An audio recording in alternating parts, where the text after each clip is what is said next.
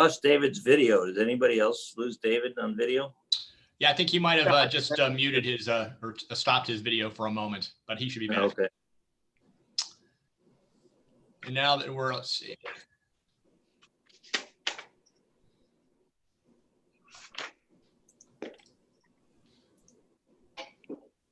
I'm going to share this screen briefly just to get this up out to the public.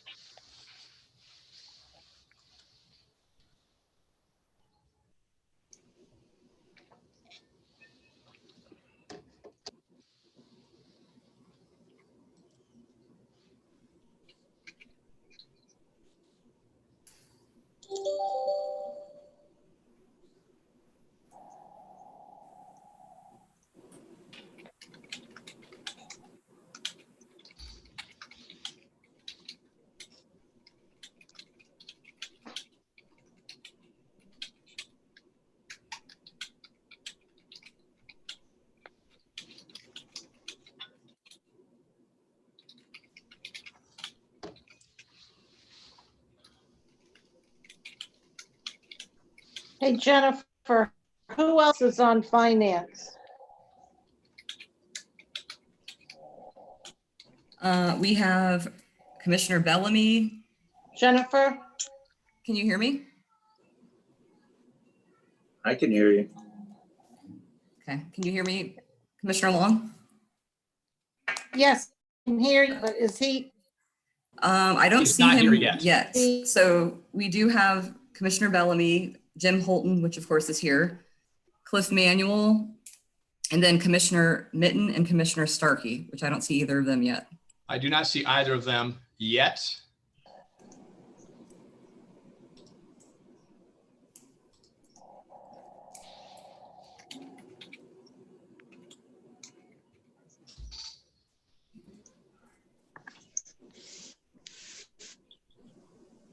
See, Commissioner Mitten is logging in now.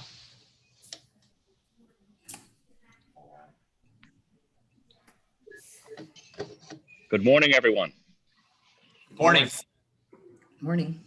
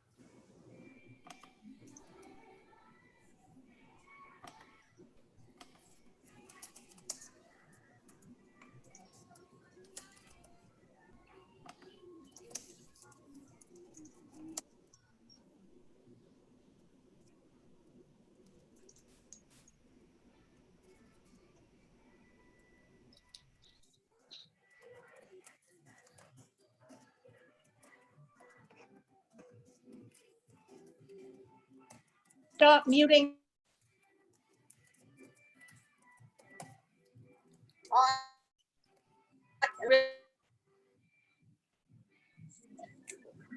Okay, are we ready to? It is, it's 8:59. So Commissioner, you could begin. I know that Commissioner Mitten's on board, Chairman Holton. I don't know if I see anybody else from the committee yet. Give me 1 second to see.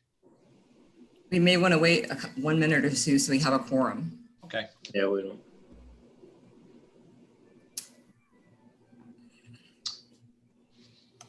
And I can see people when they start to log in. So if I see anybody pop up here, I will let you know.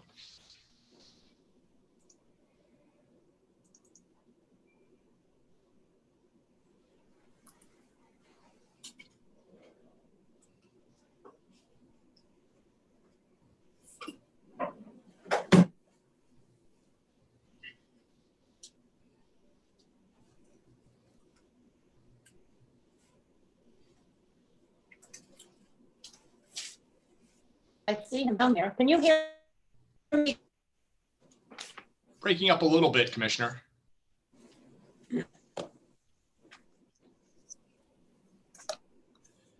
Commissioner Starkey is logging in. Is she on finance? Oh, great. Jennifer, is she on finance? Yes, she is. Okay, good.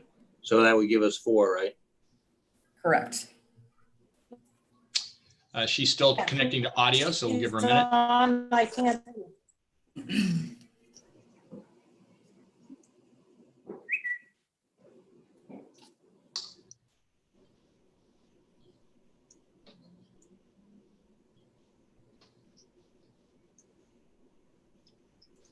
Commissioner Starkey, are you there? Can you hear us?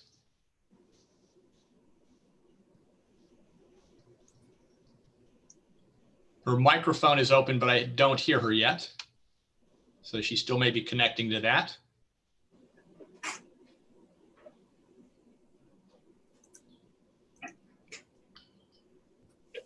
Commissioner Starkey, can you hear me now? I can see you. Let me see. Make sure. Okay, can you hear me now? Yes, you're starting to come in now. Okay, great. A couple of places you have to unlock, more than one. I'm doing it on my laptop and not my iPad, so it's a little different on my laptop. I think I might have Commissioner Bellamy, who is joined by phone, and I've just admitted you to the meeting. Commissioner Bellamy, are you there? Yes, I am. Excellent. Yes, I just got a text message from him that he was on the line and he can hear us. Excellent. So- I've just admitted him to the meeting. Excellent. If everybody could please take your microphones off mute, because we're having difficulty with video today. I think it would make it easier for us to continue. Melanie, your mic is on. Ellen, Cindy, your mic is on. David, your mic is on. You all have your mic off. Okay. I got one. Catherine, I see you. Brian, Al Burns. Secretary Gwynn, take your mic off so we can hear you. You're on mute. There you go. I'm Okay, on. there we go. I see you. Good morning. Okay, if we could bring this meeting to order, please. I hope you can all hear. We've had a little issue with the sound today. And I'd like to ask Jennifer to please take the roll of the Finance Committee. Commissioner Janet Long, Here. Commissioner Reggie Bellamy, Here. Jim Holton, Here. Cliff Manuel, Commissioner John Mitten, Here. Commissioner Catherine Starkey,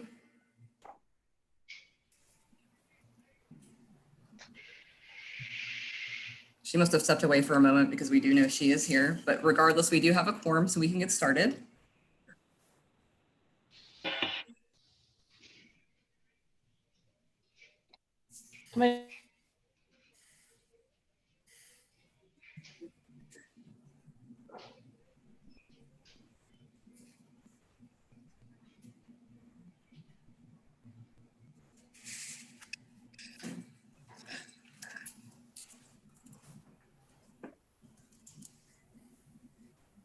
Commissioner Long, you're muted.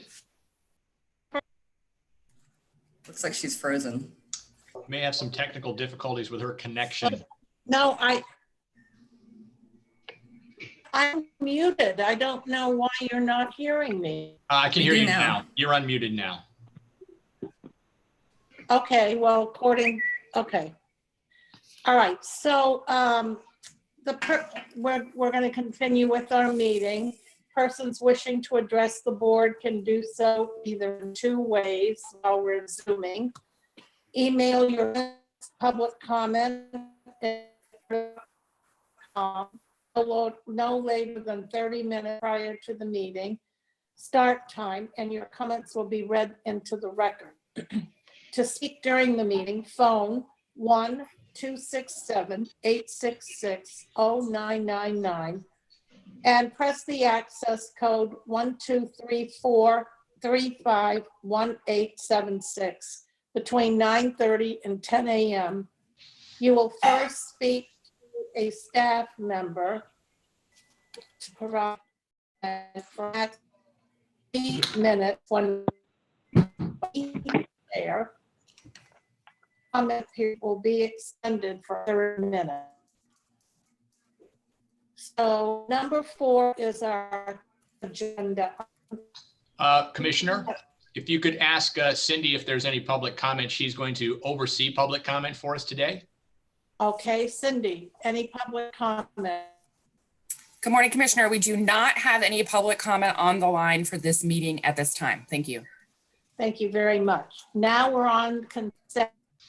I have a motion to approve the consent calendar, please. Commissioner Motion to Mitten, so approve. moved. Okay, I'm Jennifer. sorry. Who made the motion?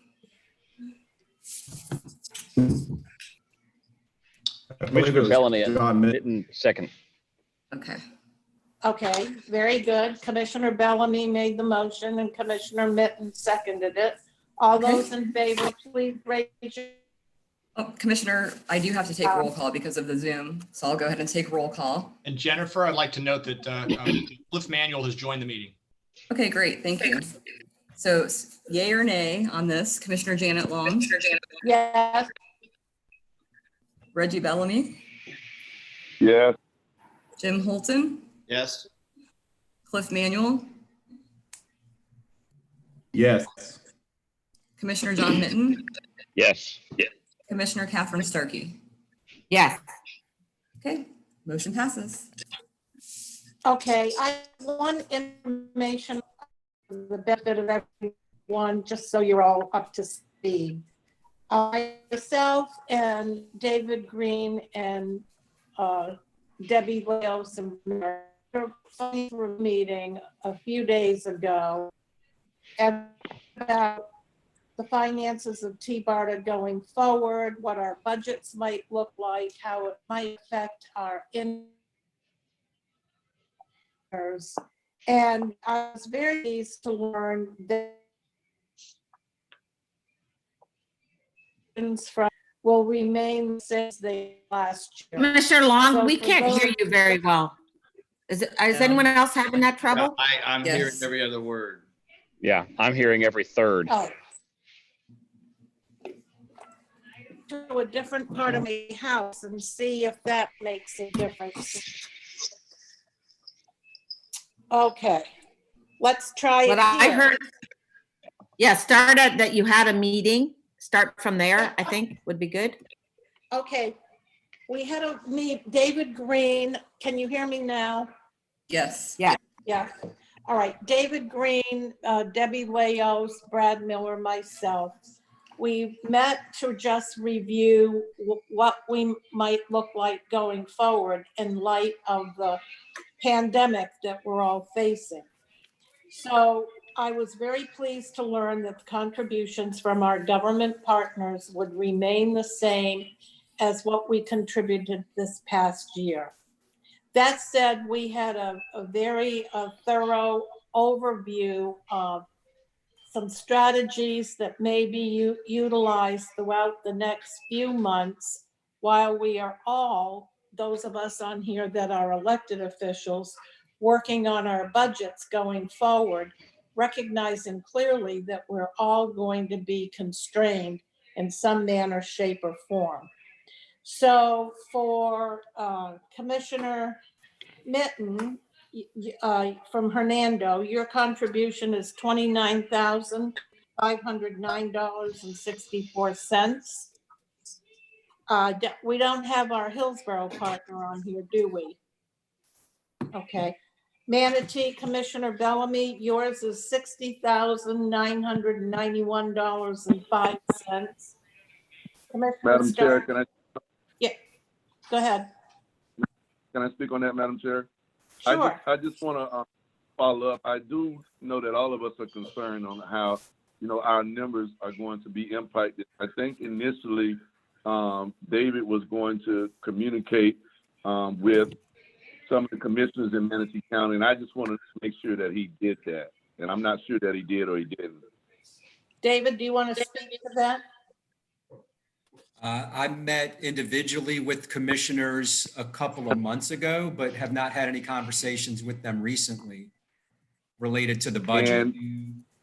And based on some email that I received, I think you were trying to get on our agenda. Am I correct? For one of our board meetings, did you communicate with Sherry Corey on that?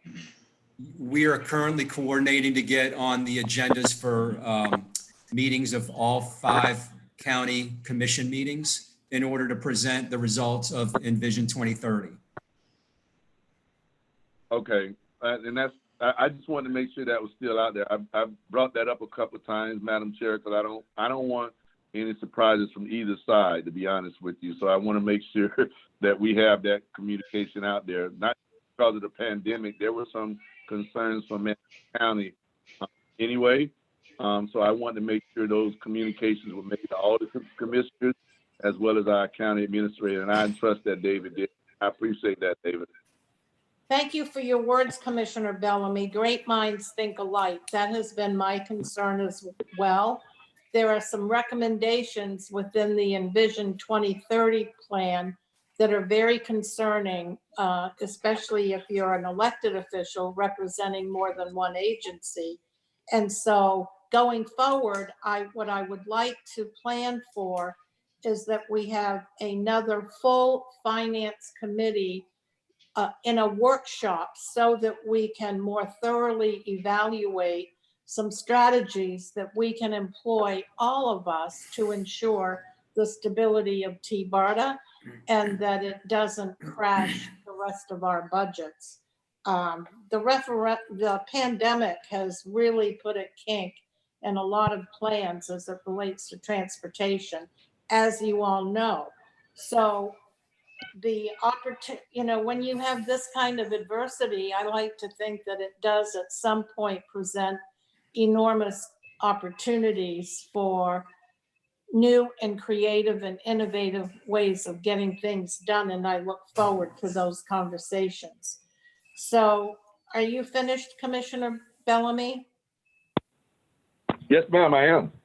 Yes, ma'am. Okay. I just wanted that to be known for the committee. Yes, ma'am. Thank you. And so then for the record, Pasco, Commissioner Starkey, your contribution would be $83,148.16. And Pinellas County's contribution is $153,538.96, which is a grand total of $550,000. Commissioner Long, we don't anticipate cutting our budget at all. We will, we're just going to tighten our belts a little bit, but we're not going to cut anyone. But we have 4 budget hearings and workshops actually coming up the 1st of June, Commissioner Starkey. And that'll be the beginning of our budget cycle. We haven't made any decisions yet, obviously. We're a little busy, as I know you all are. All right, so I moved from one room to another and my agenda is in the other room. Jennifer? Yes, so we did get off track a little bit because the first item is the April 2020 financials. If we could go ahead and start with that. Okay, hold on. Melanie. I love these meetings.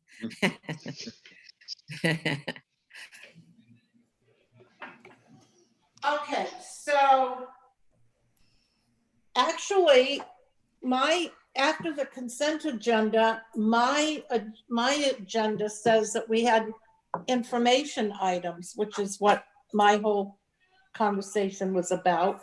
Okay, Then we I go wasn't to sure. And then we go to number 6, which is the legislative subcommittee report. I do believe, if I'm following the right agenda. I think you're confused. I think you're looking at the board agenda and not the finance committee agenda. Am I? Oh, maybe Yes. I am. I Yeah, apologize. all those were sent out last Friday, so you should have that. But regardless, I'll go ahead and let everybody know where we're at.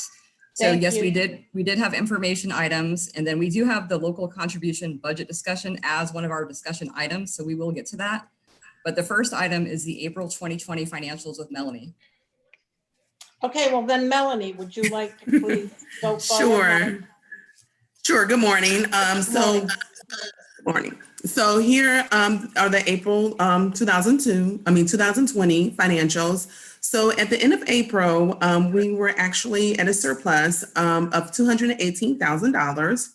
Now this $218,000 was $152,000 under our budgeted amount of $371,000. So looking here at the revenues, we were under budget approximately $2.1 million. And again, this was primarily due to the timing of the PD&E and technology study. And we also was under budget with the expenses of $2 million. And these were primarily due to those expenses related to the PD&E technology studies of 1.5. And we were all under budget with the rest of the categories. Moving on to the balance sheet here, our accounts payable at the end of April was approximately $1.2 million. And this is offset with our accounts payable, which is $832,000. At the end of April, we had a cash balance of $236,000. And this concludes the financial summary for April 2020. Thank you very much. That is a great report, and I love knowing that we have money in the bank. Commissioner? Absolutely. Yeah. Debbie, please. I would also like to say a big thank you to Melanie and FDOT because we are current with everything. A couple minor little tiny dollar amounts hanging out there on both ends, but I am just so pleased with all the work that Melanie has done and how quickly FDOT has been able to turn around the payments back to TBARTA. Well, I'm very, very grateful for the entire relationship we have with the Secretary of Transportation, who has really helped us get all of this straightened out in a very big way. And so it looks like we're on a great path heading forward. Yes? Good. Yeah. Thank you, Melanie. Okay, the next is our local contributions budget discussion, which I guess I kind of jumped the gun a little bit and already gave you. Sorry, David, go ahead. No, not a problem. Thank you, Commissioner Long. I think you did a fantastic job of covering all that information.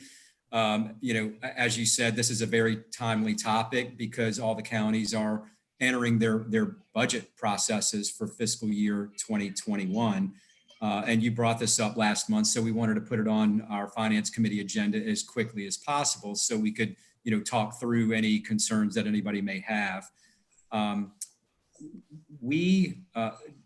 Everybody's aware we're working on our regional TDP. We have been working with Tyndale Oliver for, I believe, 16 months on that now, and we're nearing the end. So we thought it was a good idea to tie our local contribution request to Envision 2030, and that is what that supporting page in the agenda package is, if anybody noticed that or had a chance to look at it.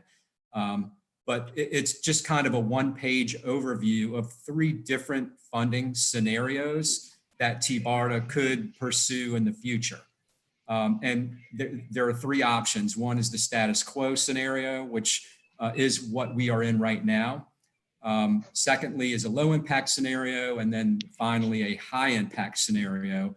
And a key point on that page is that regardless of which scenario the board elects to pursue at whatever point in time, the local contribution desire for all 3 scenarios is the same. It would remain the same at $550,000, as Commissioner Long pointed out. So we did not intend to ask for any sort of an increase whatsoever with the contributions, and clearly we're sensitive to the budget situations that the counties are in. Okay, any questions from any of the board members? So David, in your mind, when are you anticipating that you'll have stronger recommendations for the board with regard to the funding of Envision 2030? Well, we circle back to the board next month in June, and we'll ask you to adopt the status quo scenario. And then at that point, we'll submit the plan obviously to the department and to the legislature. We'll present the plan to the 5 counties and to the CCC, but then we'll kind of move into an implementation phase because the plan will be done at that point, and it will be up to TBARTA's board and the committees to determine which scenario it would like to move towards. So there would be a series of conversations, whether that's in the finance committee or the policy committee. It was suggested that we could have some workshops and make sure that key stakeholders from the region are invited and have an opportunity to contribute to the conversation as well. But there would be discussions and decisions made by the board as to how to move forward and what funding commitment that might require. Okay, any comment from the commissioners? Chair, it's Jim Holton. Yeah, good morning.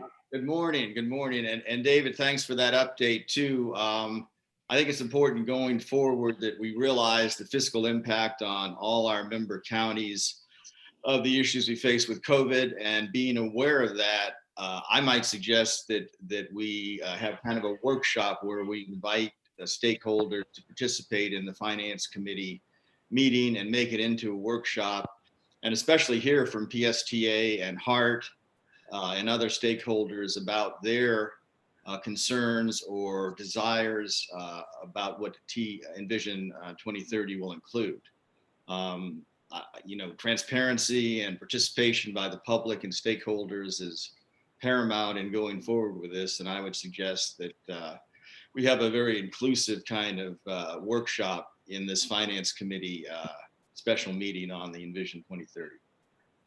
I think that's a great suggestion, Chair Holton. My question to you is, do you agree that the real answer for all of these issues as it relates to TBARTA is for TBARTA to have its own funding source, its own revenue stream?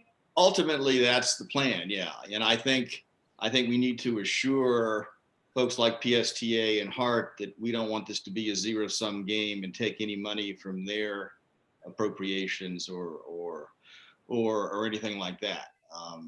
And ultimately, yes, I think we need to work towards a funding source independent of everyone else. Excellent. And Secretary Gwynn, do you have any thoughts on this subject matter, or would FDOT be able to weigh in and provide some guidance for us a little bit, perhaps? I think we'd be willing, obviously, to talk with you. I can tell you that FDOT would not be in favor of making TBARTA a subset of the FDOT budget. There's a lot of that other. That doesn't sound very friendly.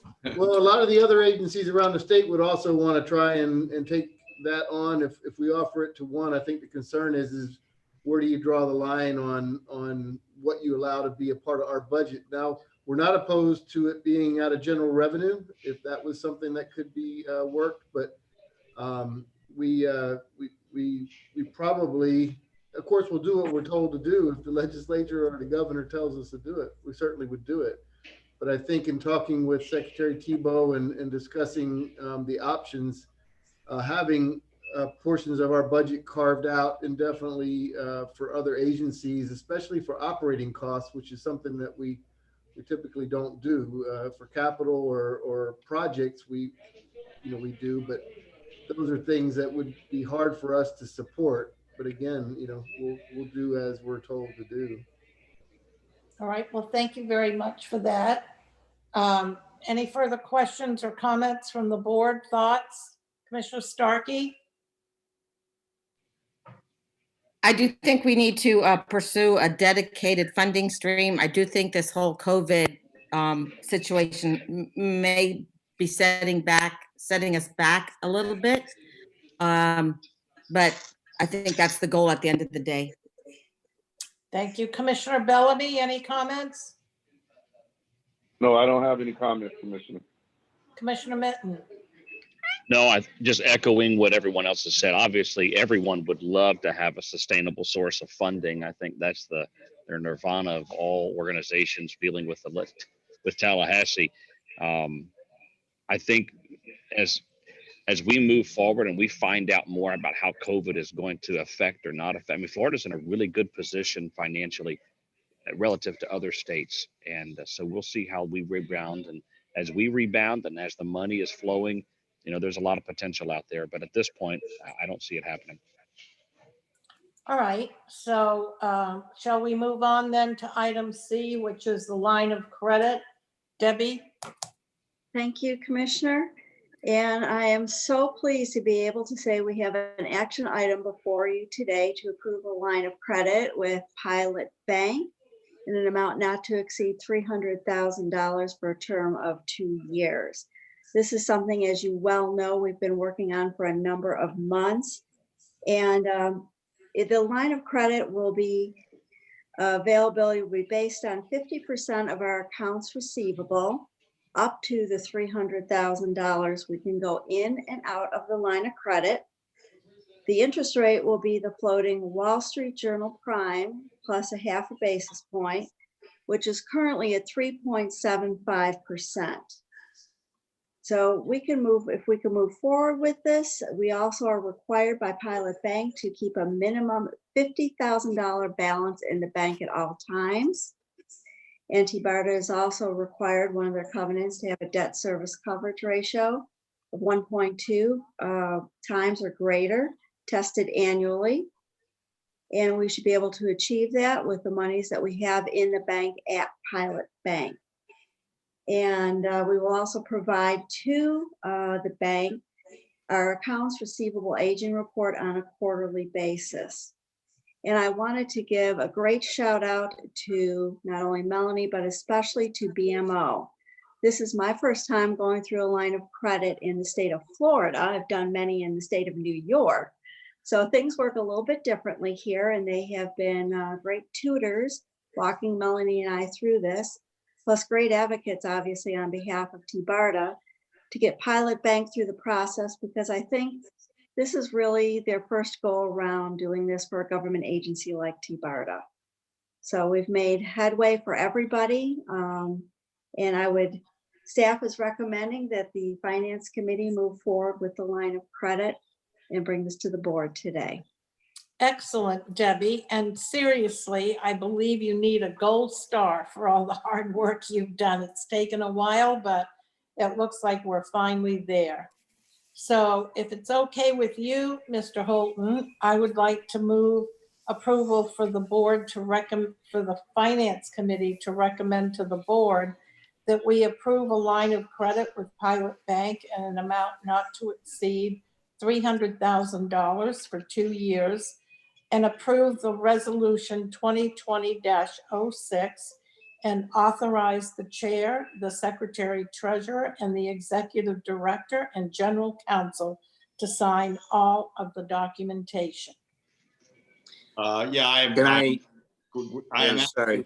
Go ahead. Jim, let me just interrupt. So Janet, this is the Finance Committee. You're chair of the Finance Committee, so you can't make the motion at the Finance Committee to make that recommendation. We need another member to make that that. Alan, I'll make that motion since it was so eloquently stated. I'll make the motion. Thank you. Second. This Commissioner Mitten, I'll second that motion. And what I really like about this resolution and what this idea is, it limits it to that 50% of those accounts receivable. I think that's going to be the saving grace. It's going to make sense to the people out there looking at the dollars going in and out, and that's going to help. So I really like this. Well, second it. Excellent. Well, all those in favor then, Jennifer, do you want to call the roll? Yes, I will go ahead and call the roll. Commissioner Janet Long, Here, yes. Commissioner Reggie Bellamy, Yes. Jim Holton, Yes. Cliff Manuel, Yes. Commissioner John Mitten, Yes. Commissioner Catherine Starkey. Yes. Okay, motion passes 6-0. Excellent. All right, is there any other business to come before the Finance Committee this morning? Commissioner Long? Yes, Hey, this is David Glenn. I wanted to just one thing, just make sure I didn't come across the wrong way on the funding. Typically, and we have in the past, and we continue to, we do provide a lot of district funding to TBARTA, but it's specifically for projects. Like the PD&E that we're doing now and other things. And those are how we'd rather try to provide funding assistance to TBARTA. I think it's the operating cost portion of it, for instance, the employee costs and those things that I think are the things that our agency was uncomfortable with. The projects are based on, the need and the merit. What we didn't want to do is take on the operating costs of a separate agency within our budget at FDOT. Just wanted to clear that up. no, we understand, but we're at this moment in time, we're trying to make sure that we're turning over every stone and every rock to determine the best way for us to move forward, because we don't want to find ourselves of having to rob from Peter to pay Paul. No, I understand. Okay, good.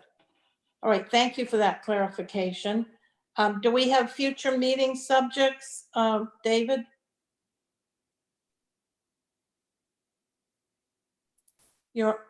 Nothing that I'm aware of. Sorry, I had to unmute there. I am unaware of any future meeting subjects.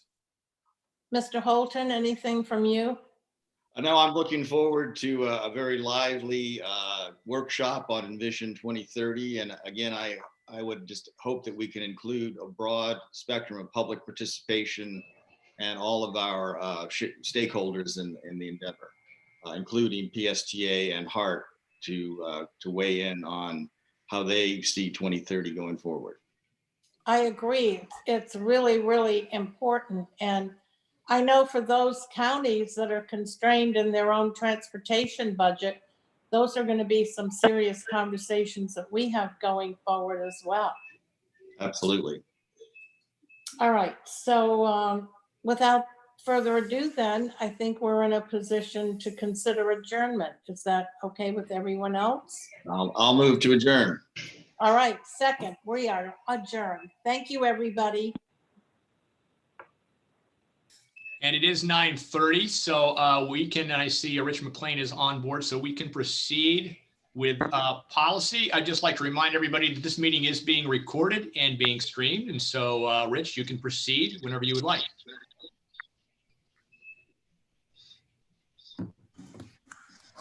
Thanks, Chris. I appreciate it. And it's a pleasure to see everybody on the Zoom. As Chris mentioned, we'll move right into the policy committee meeting for 15 May 2020. Jennifer, can we do a roll call, please?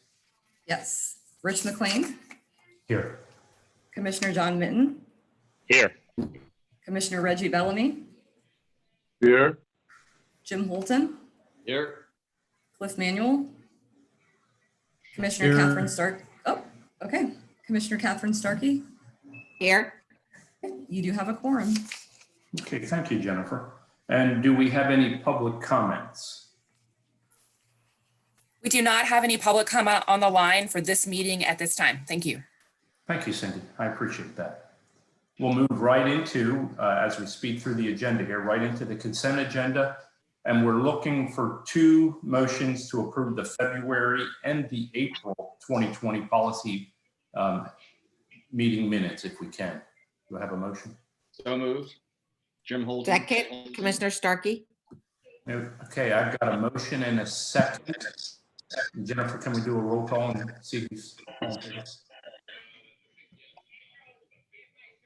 Rich McLean, Yes. Commissioner John Mitten, Yes. Commissioner Reggie Bellamy, Yes. Jim Holton, Yes. Cliff Manuel, Yes. Commissioner Catherine Starkey. Yes. Okay, motion passes 6-0. Okay, thank you, Jennifer. Motion passed. Both were approved. Thank you. We'll move right in, not seeing any information items. We'll move right into the discussion interaction items. And you'll notice we have 2 items to consider today. We'll start with the first one, which is the updated procurement manual. And I'll turn that over to Al Burns. Nice to see you. Good morning, Mr. Chair, other board members. Al Burns, Director of Procurement, Staff Resource from PSTA. Chair McLean, as you know, in April, we had at the policy committee meeting, we informed you of the background and how the procurement policy was developed and where it came from. Since then, we've reached out to Alan and BMO, and Alan has reviewed his specific clauses. He has to be inserted into the policy manual. For those that aren't aware, in 18, we did an amended procurement policy. The policy or the procurement manual was a sound manual. However, it did not have what I would say the executive director, David Green's input, and he wanted to make it more robust. And we went out and we looked at different models from different agencies, and we, most importantly, the foundation for it is from the 4221F, which is the FTA circular that all procurement policies or FTA funded projects is based on. The new manual builds off the old one, and it has the same look and feel, and is slightly reorganized with a new table of contents and different highlighted areas. The fiscal impact for this is 0. And the recommendation is recommend approval of the updated procurement manual. From there, I'll turn it over to David, because I'm not sure if David wants to follow up with any of his comments as it relates to this agenda item or action item. Thank you, Al. And that was a great overview. And just to remind everybody, the significance of updating the manual at this time is really due to TBARTA's application to become a designated recipient through the Federal Transit Administration. We received some feedback from them, and there were many elements that they wanted us to include in our procurement policies, which were not there initially. So that was kind of why we took a step back to take a more holistic view. The draft manual that we submitted to you a month ago was based on federal guidelines. Subsequent to that meeting, we did have a lot of input from Alan Zimmett and BMO, and they made sure that the manual conformed not only to federal guidelines, but also to state guidelines. So the manual that I sent out to you all on April 29th is the latest and greatest. That is the manual that's in front of you today. In the agenda packet, there is an updated list of the procurement system elements that FTA is going to review. That's on pages 63 and 64. So we made sure to update that accordingly with all the relative TBARTA page numbers that those items can be found on. And barring any other questions, that's kind of the overview of everything. But I'd send it back to you, Chair McLean. Okay, thank you, David. And before I open it up for any comments or questions, I just want to, from my perspective, I found this to be extremely comprehensive and very timely, to be frankly honest with you. I do have one small question, and it's just a clarification. On your opening page where you outline the overview, you have a note down there that a purchase is greater than $50,000 required board approval. And I'm kind of emphasizing that for the board so they know that. Is that standard? Is that a standard amount, David or Al? Do we know if that's a standard amount? It's not necessarily standard. It's really based on each individual agency, but that is the policy that's in effect for TBARTA. I believe that's actually in TBARTA's bylaws. And that's been the policy that's been in place all along. So that did not change at all. We continue to carry that forward into the new manual. Okay, thank you. You were emphasizing something I wanted to bring up, and I just wanted the rest of the board members to note that it is a comprehensive piece of document there, quite a few pages to go through, but I'll open it up this time. Mr. Chair, I'll open up to the rest of the committee and any other board members if they have comments or questions. Rich, I have just a quick question, and the manual looks very comprehensive to me, and I would ask either any of the drafters, including Alan, to comment. Is there any variance that is different from FDOT's procurement methodology that we have or are required to have because of FTA? Do we pretty much, in terms of comparatively, follow FDOT's procurement procedures? Do you want to take that, David, or you want me to?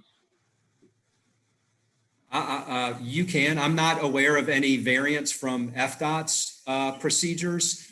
Our policies are based on public procurement requirements, whether they be at the federal or the state level or local level for that matter.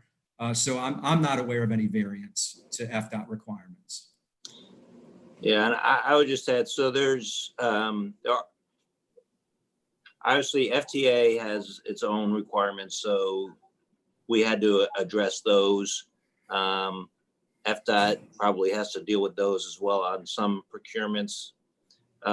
There's also some state laws that apply to FDOT that don't apply to us, or there's different ones that apply to us than apply to FDOT. So there's some differences along the way because there's different statutes that apply to a local government that don't apply to FDOT. And then if I can, while I have the floor, just go back to respond to Cliff's comment.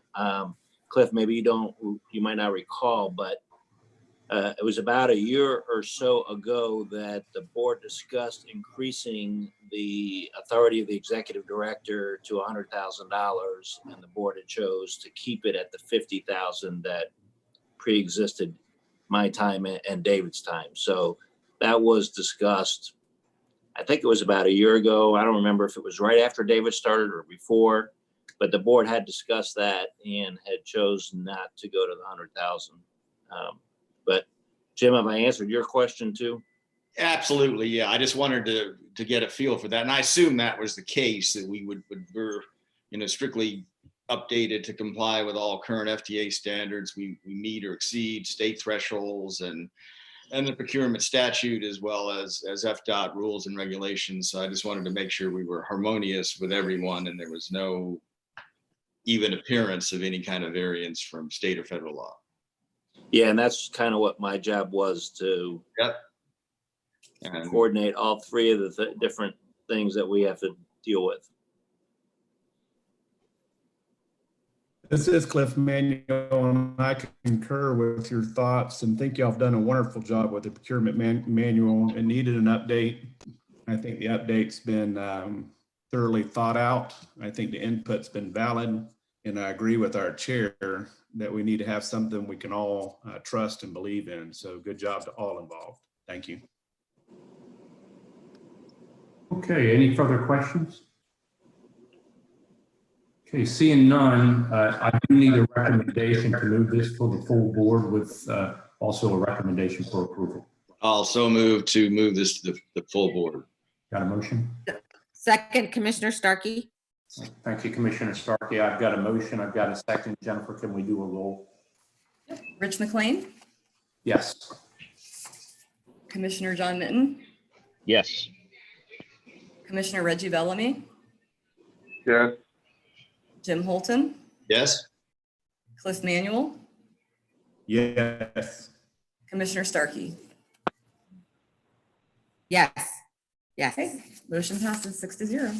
Thank you, Okay, Mr. thank you, Jennifer, and thanks, everybody. I do want to special thanks out there to Al Burns for putting this together and walking us through this. Thank you, Al, and to David for kind of running roughshod on this and making sure we had this in line with FDOT and the local authorities we needed to. So thank you very much. Great document. You're welcome, sir. Move on to our next agenda item, which is the resolution of 2020-05. the adoption of public comment and procedures. And Chris, do you want to address this for us, please? I do. Thank you, Mr. Chairman. Chris Jadek, Director of Communications for TBARTA. A little background. In my experience, TBARTA has always abided by public comment requirements. We encourage the public to engage and participate in our meetings. But as we had to move to an electronic environment and we had to adjust our public comment procedures, I noticed that we really have no formal guidelines as other government entities do. So this is not intended to change any of our public comment procedures. If anything, it's designed to memorialize and put some rules in place to ensure that we have a robust public comment policy. I examined what other local entities do as well as those around the country, discussed this with David.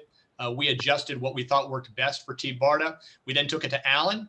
Alan made some additional adjustments. We changed it, and then Alan actually rewrote this into a resolution form. Some of the highlights of this are we are formalizing that we will provide up to 30 minutes at TBARTA board meetings and up to 15 minutes at committee meetings for public comment. We also give the board the ability to extend or adjust the public comment period at any meeting. So to give you an example, let's say we have a lot of people, maybe we have 20 people who want to provide public comment at our board meeting. The chair has the ability to amend and basically say, okay, instead of 3 minutes per speaker, I'm going to limit it to 2 so everybody can speak. The board would also have the opportunity to take a motion and extend public comment within the meeting. So what this is designed to do is provide some parameters so that there is a good public comment period, but also allows the board to continue on with the work that it needs to do in addition to public comment. There are other guidelines in there as well too, limiting comments to items that are germane to TBARTA business. So someone cannot get up and talk about the politics of Sweden. People must be civil. So that is the intention of it, to memorialize what other entities have done when it comes to public comment. And Alan, I don't know if you'd like to add on to anything like this, since I know you've taken a very thorough review of this and you're also very familiar with what other entities do. The only thing I would add is the other factor that we had to address was to make sure that we comply with First Amendment rights that people have to speak at the public meetings. So some of this is governed by the First Amendment as well. So when you see the types of things that we wrote in the types of comments that are prohibited, that's consistent with the First Amendment case law that we have to comply with. Okay, Chris, thank you for the rundown there. And Alan, we always appreciate you taking looks at these and making sure we're doing the right thing. As we all know, public comments are very valuable. They help steer our decision making, and so we're always welcome to public comments. I'm going to open it up for any comments out there from the committee or board members. Okay, seeing none, I'm looking for a motion to move this to the full board with a recommendation for approval. I make that motion. This is Commissioner Starkey. Second, John Mitten. Thank you, John. Okay, we've got a motion and a second. Jennifer, can we do a roll, please? Rich McLean, Yes. Commissioner John Minton, Yes. Commissioner Reggie Bellamy, Yes. Jim Holton, Yes. Cliff Manuel, Yes. Commissioner Starkey. Yes. Okay, motion passes 6-0. Okay, great. And thank you. And thanks for the support on this one as we move it forward to the full board. We'll move on to the next item, which is other business. I don't have any myself to mention. I didn't know if there's any other committee member or board member that have anything to add. John, let's see, you came up. Nothing. Okay, thank you, John. Okay, so we'll go next to future meeting subjects. Currently, we don't have any on the docket. I'm sure throughout the course of the next month, things will pop up and we'll add them as we go along. Unless I missed something. David, anything? Nope, nothing that I'm aware of. Thank you, David. Okay. Well, at this time, unless we want to open it up for just general conversation. Okay, at this time, it looks like I'm going to return you some time, Chair, so we can take a little break there and then get ready for the full board meeting. Thank you. Thank you, Chair. Okay, at this time, we'll adjourn. Thank you, everybody. We're adjourned. I'll put our slide up here for a few minutes and then we'll come back shortly before 10. you, Chris.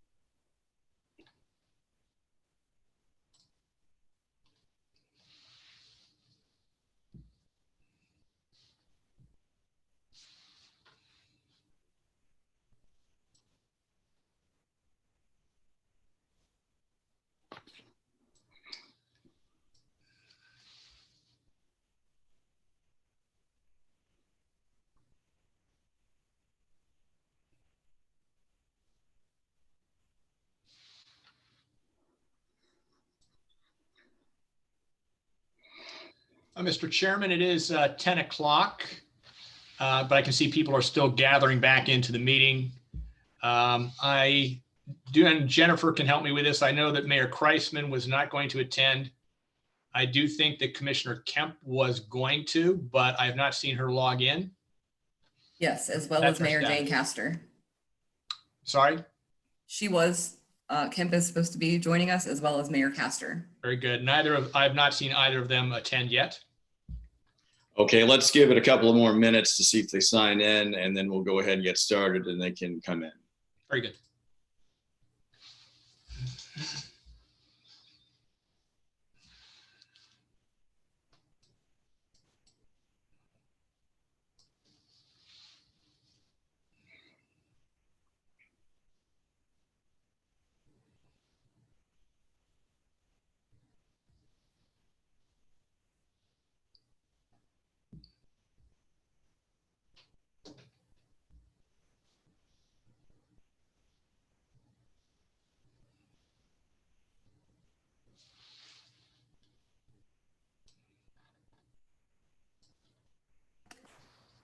Chris, I did just receive an email from Mayor Castor's assistant that she is not able to attend, that something came up.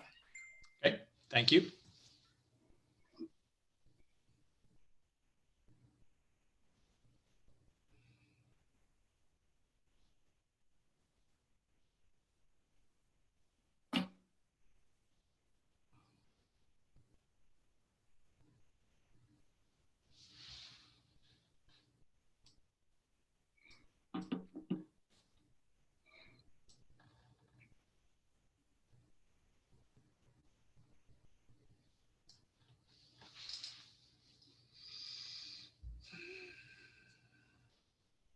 Anyone else signed on? No one else has, no. I do see, I will say, Secretary Nandam is signing on as well from District 1. Okay.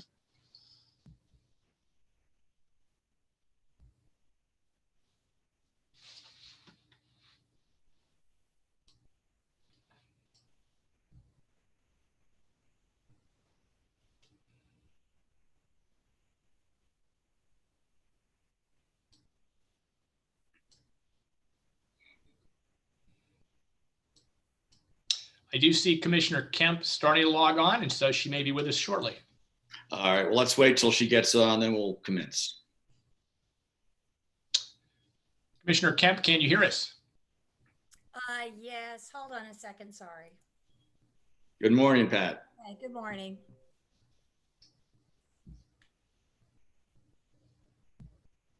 Let me pull this over. Okay. There we go. Thank you. I do believe everyone who we expected. I think both mayors are not in attendance, but Jennifer, anybody else who we might be waiting for? Other than that, I think we may have who we expected.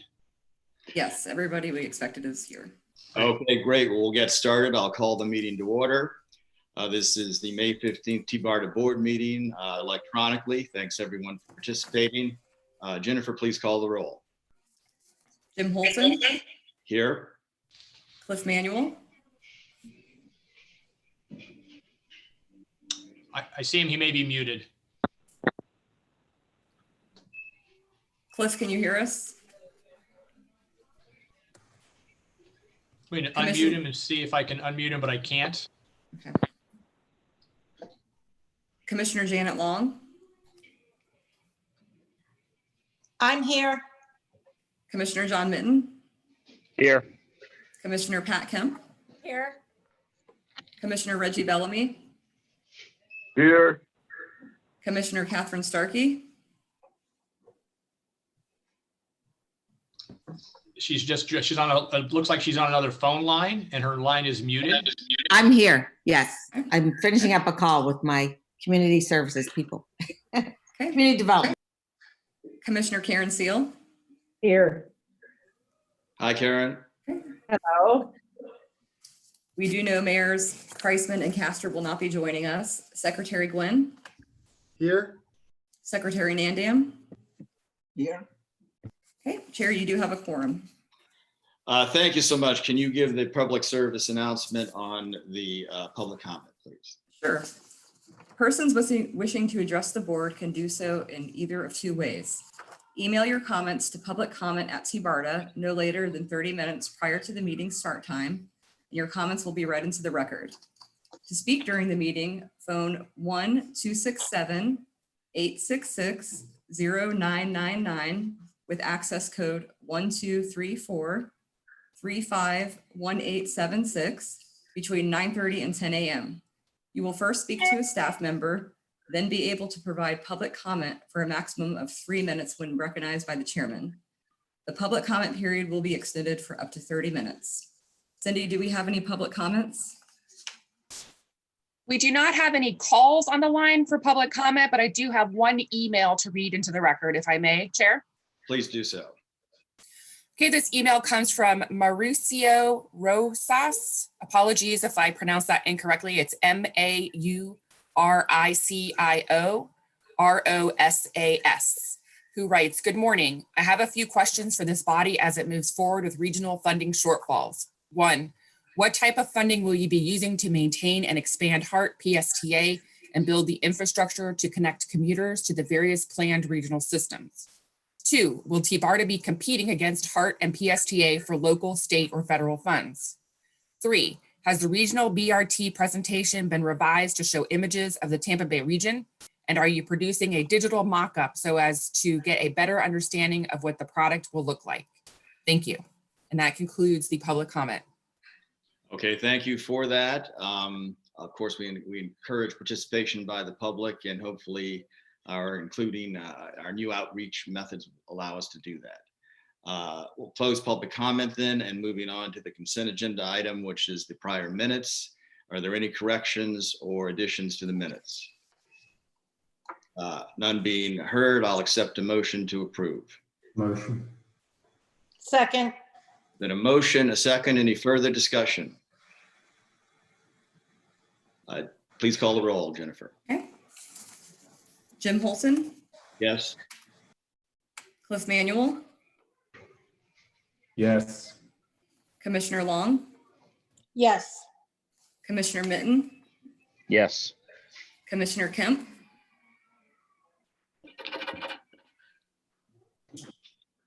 Commissioner Kemp.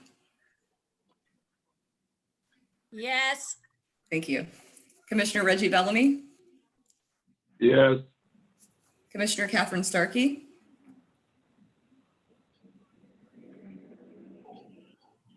She stepped away from her camera. Commissioner Karen Seal. Yes. Okay, well, the motion will pass 7-0. Okay, thank you. I'm getting some feedback from someone else's line. Is there someone else on the a call? Okay, good. Okay, minutes approved. The next item is information items. Chair will recognize David Green. David, any information items for us?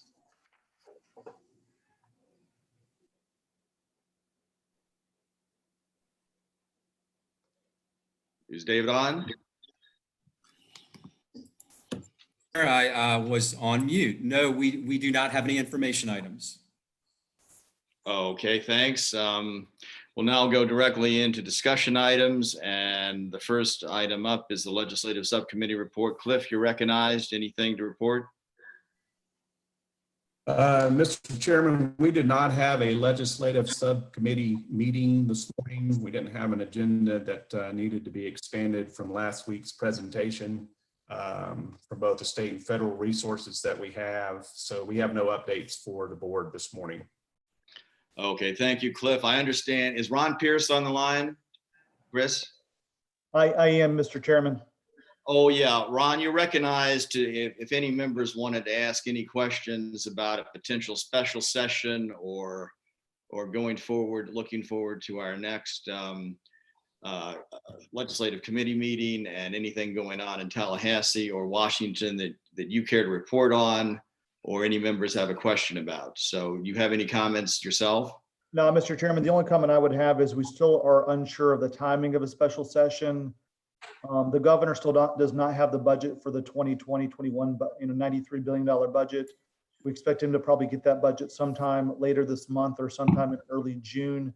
We're hearing that they will not reopen back up the budget. We do expect a number of vetoes as a part of the governor's veto process. So we do expect him to veto a number of projects that would probably be put into reserves. We do expect them to potentially have a special session, though, to have to reallocate either A, some of the reserve dollars, or B, potentially, one of the biggest parts of the budget that will be impacted is ACA's reporting with everything that's happening that it could create almost another $1 billion liability within the Medicaid budget. So I think that's going to be something that they're going to have to address sooner rather than later. Then obviously some of that could be filled with some of the federal dollars that are coming in.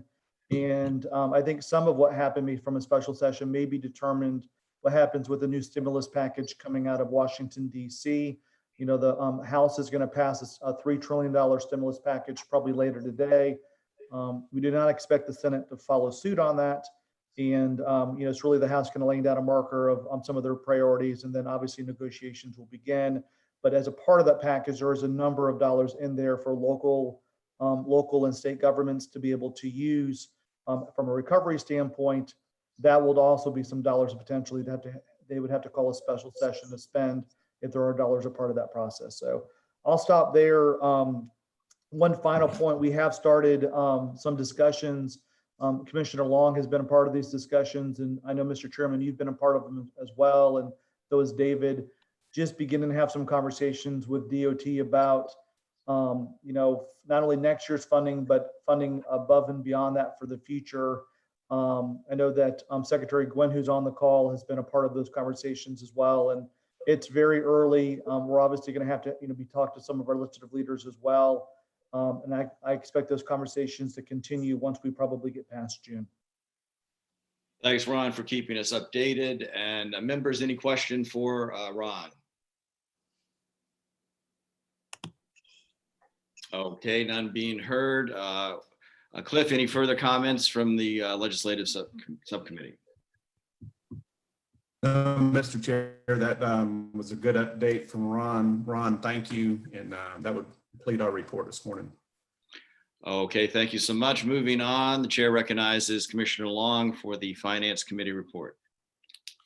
Thank you, Mr. Chair, but if I could just back up to the legislative discussion we were just having a minute ago. Absolutely. I'm curious about, I'm sorry? Yeah, please do. Yeah. Oh, I'm curious about whether or not there's been any discussion with regard to the federal funding and the infrastructure packages that I keep hearing about and that are being discussed on and on, as well as any plans for our federal legislative package going forward. Mr. Chairman, this is Steve Palmer. I am on as well. If I can, Morning, I'll Steve. try to help address that question. Absolutely.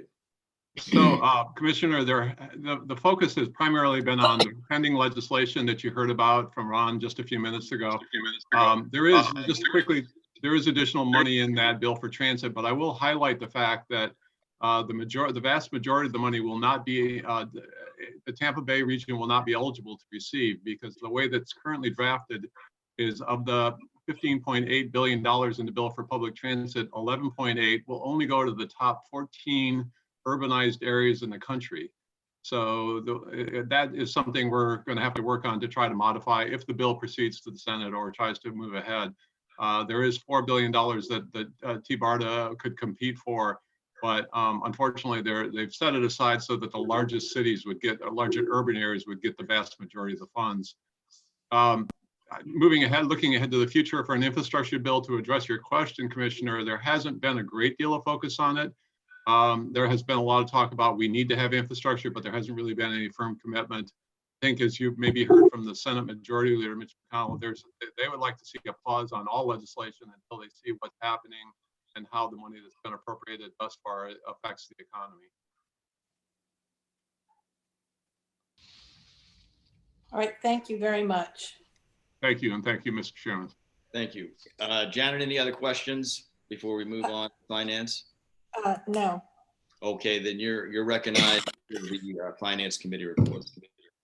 So the Finance Committee met this morning, and we had a very lovely discussion about our issues moving forward and about the position that we're in today. It was a very nice welcome message that our Miss Melanie gave when she gave the details of the financial report. And since she is participating now, perhaps she'd be willing to tell you the bottom line, because we actually have money in the bank, which is great news. Melanie? Yes, so do you want me to just recap the April 2020 summary? Yes. Okay, Please. good. Okay, so for the month of April, through the month of April, TBARTA ended up with having a surplus of $218,000, and this $218,000 was $152,000 under our budgeted amount of $371,000. So looking here at the revenues, we were under budget for approximately $2.1 million, and this again was primarily due to the PD&E and technology study. With that said, we were under budget of approximately $2 million. The majority of that is due, the 1.5 million is due to the expenses related to the PD&E and technology study. And then we were under budget for the remainder of the expenses. However, looking at the balance sheet, we had at the end of April, we had an AR balance of $1.2 million. And then offsetting with that, we had a balance of accounts payable of $832,000. At the end of April, we had a cash balance of $236,000. So we're in pretty good shape as far as our cash position, and we're pretty much current on all our vendors currently. And that concludes my is financial great news. That is great news. All our bills are paid too. So we've come a very long way, and I think we can all be very, very proud of the success that we have achieved thus far. I'm sorry, did someone have a question? I thought I heard somebody. No? Okay, so thank you, Melanie, very much. And then we had a local contribution budget discussion in which I outlaid the fact that TBARTA would not be asking any additional dollars from our funding partners, i.e. our counties that have the line item in their budget for TBARTA. And I don't know if you, David, do you have additional thoughts that you want to add in here? I don't really. I mean, our primary focus is on the upcoming fiscal year 2021. And as you pointed out, we have no desire to ask for any sort of an increase. It's certainly not justified. However, we do anticipate some discussions moving forward amongst board members and our committees related to Envision 2030 to determine how the board might wish to move forward with that, which could potentially impact local funding contributions in out years. Thank you. And then we did have a discussion about having a finance committee workshop to do some very strategic planning for how we move forward and how we can best achieve a revenue stream that is recurring for TBARTA, which would be extremely helpful to us. And so look forward to those conversations very much. And of course, any of you that would like to participate are welcome to do so. We also have a recommendation to make to the board to approve the line of credit, which Debbie Leos and Melanie have worked so hard on for, oh gosh, 6, 7, 8, 9 months already with Pilot Bank. And if it meets with everyone's approval, I'd like to offer a motion to approve a line of credit with Pilot Bank in an amount not to exceed $300,000 for 2 years, and approve the resolution 2020-06 and authorize the chair, the secretary treasurer, the executive director, and the general counsel to sign all of the necessary documents to be delivered to Pilot Bank. Thank you for that motion. Is there a second? I second that motion, Commissioner I'll second Starkey. Thank Okay, you. I apologize. Who was the first motion? First person came from. That was Cliff Manuel, but I'm fine. Karen Okay. and Catherine Starkey's fine with me. Commissioner Starkey. Okay, we have a motion and a second. Any further discussion? Jennifer, please call the roll. Jim Holton, Yes? Cliff Manuel, Yes. Commissioner Janet Long, Yes.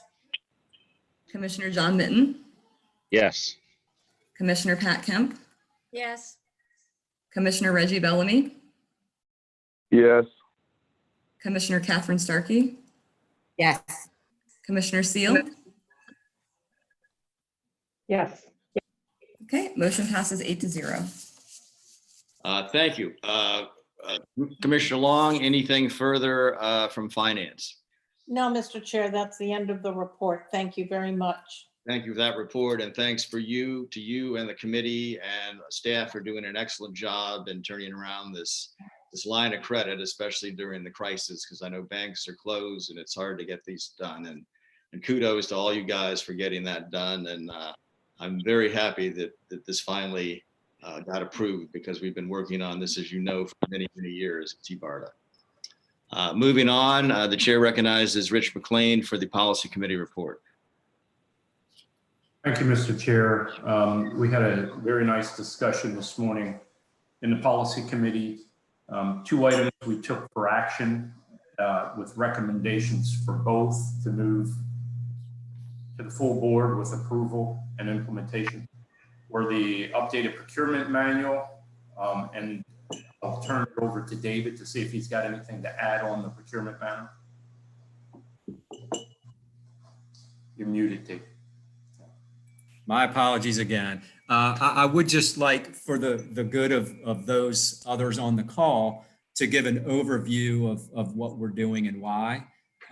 You may recall that TBARTA applied to the Federal Transit Administration back in December to become a designated recipient.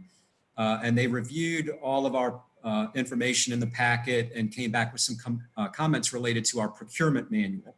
So they provided a laundry list of elements that they wanted us to incorporate into a new manual.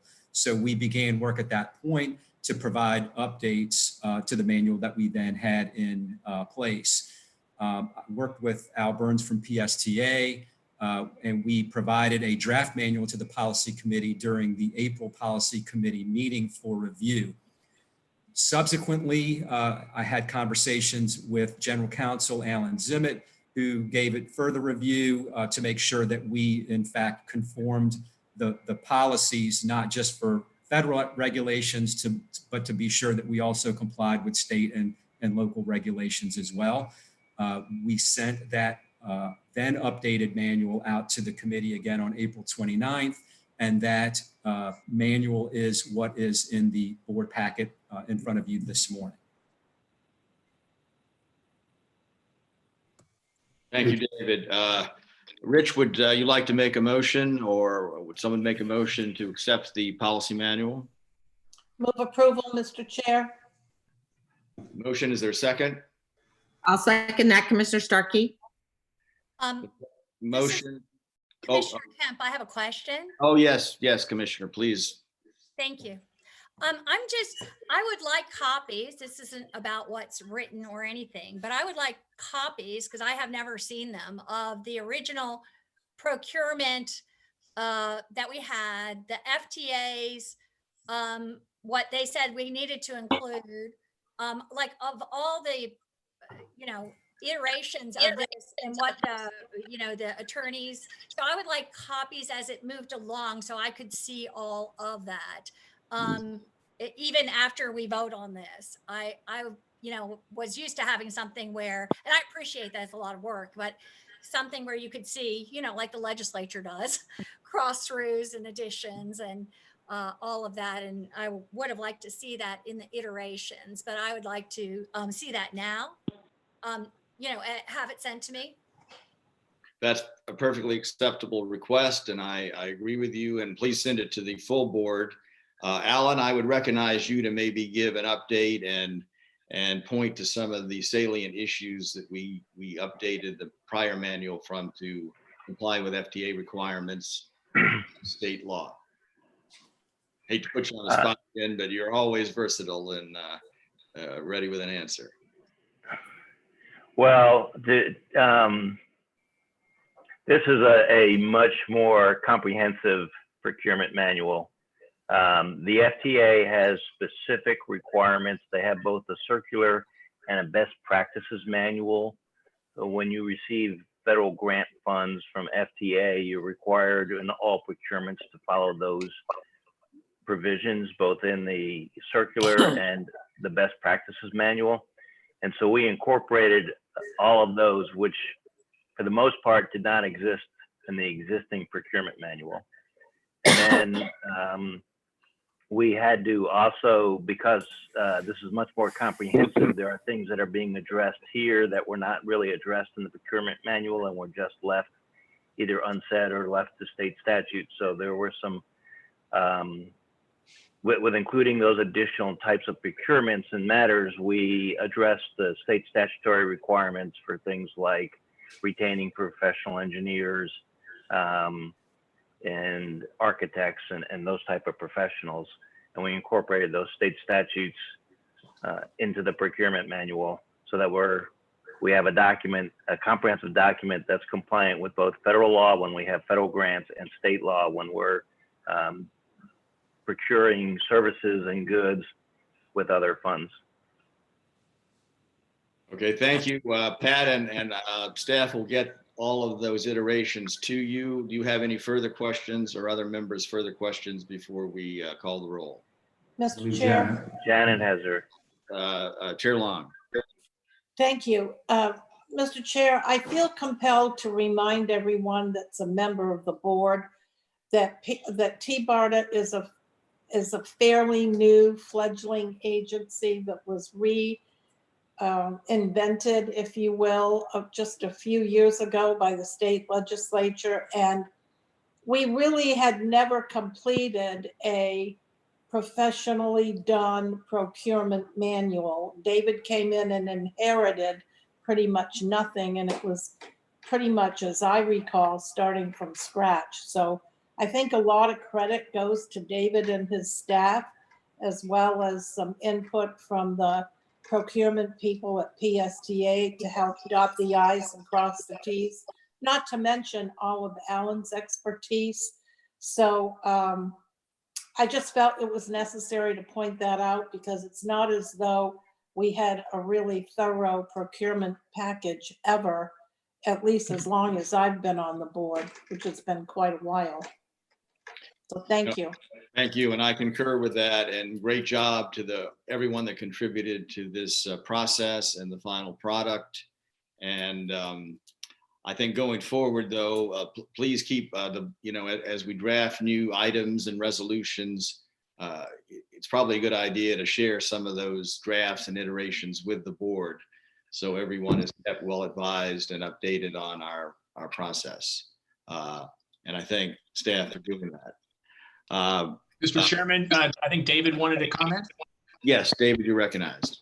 Thank you. I just wanted to address one of Commissioner Kemp's requests, and I do appreciate all of your comments, and we absolutely will make that information available to the entire board. You asked about the elements that the Federal Transit Administration wanted incorporated into the manual, and I apologize for not mentioning that during my original comments. That is in the existing board packet, which follows the draft manual. It's on pages 89 and 90. It lists, I think it's 77 items. And I understand I'm echoing, so I'll try to talk a little bit slower to make sure everybody can hear me. 77 items that FTA wanted included in the manual. We have identified the sections of FTA Circular 4220.1F that references those specific federal items, and also added a column to the far right, which identifies the specific page numbers in TBARTA's draft manual where you can find those items. And we wanted to be sure that we provided that to FDA to make it easier for them to in turn find it when they go back to review the manual and our application packet for becoming a designated recipient. Thank you. If I could, Chair. Yeah, yes, please. I just wanted to thank you. I can see a lot of work's been done. I just wanted to understand where we were, what's been done, as you know, being an informed board member, and understand, as I said, the iteration. So I can appreciate that. Thank you very much. Well, and I completely appreciate that. And it's good to get into the weeds on a lot of this stuff, as all of us do. And I think we all have a fiduciary obligation to either our folks that elect us, or in my case, the appointing official that placed me here. So absolutely correct. And thanks for those comments. So we do have a motion and a second. Is there any further discussion? Chair, I don't recall hearing a motion in a second. I think there was a motion in a second prior to Commissioner Kemp's question. And yeah, I moved approval. Okay, why? Yeah, all right. Well, let's. I have second, but I think we have a motion and a second now. Is there any further discussion? If I could say, Chair, I believe somebody has the phone and the computer on. That's why it's echoing. Yeah, I'm getting a reverberation as well. Okay, if everybody could go on mute, probably, until they're called. I'm muting a few people, so hopefully we can continue on here. Okay, I will go ahead and take the roll. Chair Holton, Yes. Cliff Manuel, Yes. Commissioner Long, Yes. Commissioner Mitten, Yes. Commissioner Kemp, Yes. Commissioner Bellamy, Yes. Commissioner Starkey, Yes. Commissioner Seal. Yes. Okay, motion passes 8-0. Thank you. And Rich, I'll turn it back over to you to continue with the policy committee report. Thank you, Mr. Chair, and I do appreciate that great discussion on the procurement manual. As I mentioned in the past, very comprehensive and a lot of work done by David, Mr. Burns, and the staff there. So thank you very much for updating that and moving us forward in meeting our requirements of that. The other item we talked about, Chair, and moved forward to the board was the adoption of public comment procedures. And with your okay, I'll move that to Chris to discuss just a little bit. Absolutely.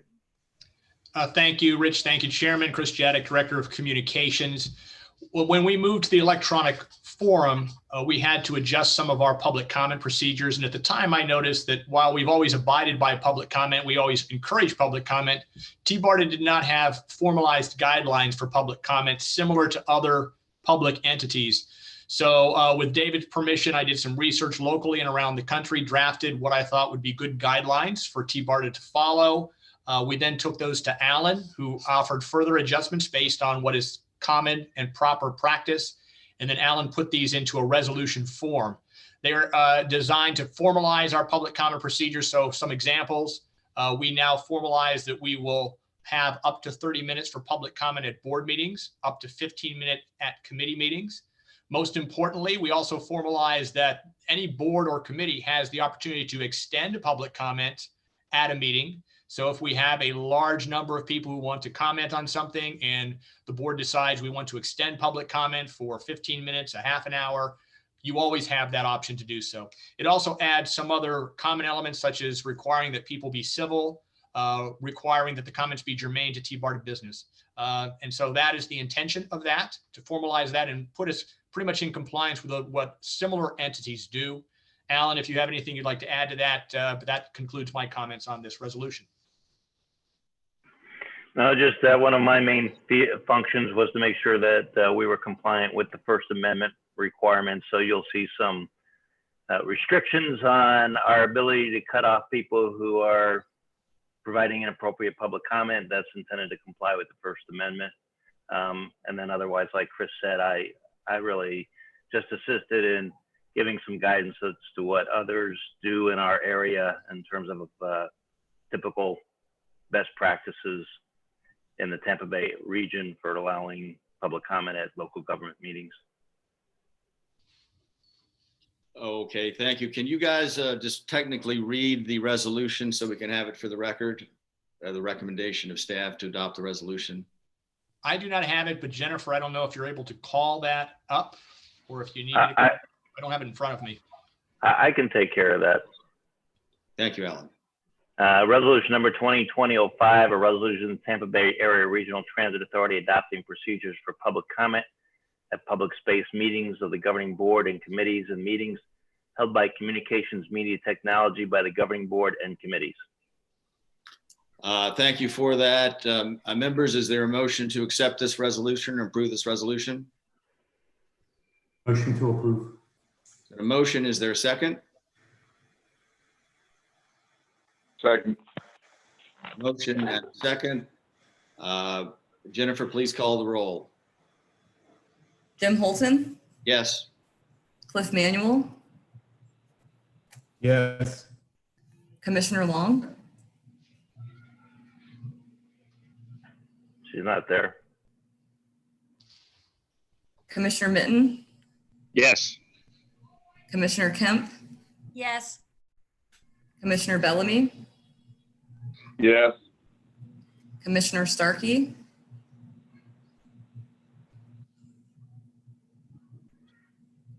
you're on mute, Commissioner Starkey.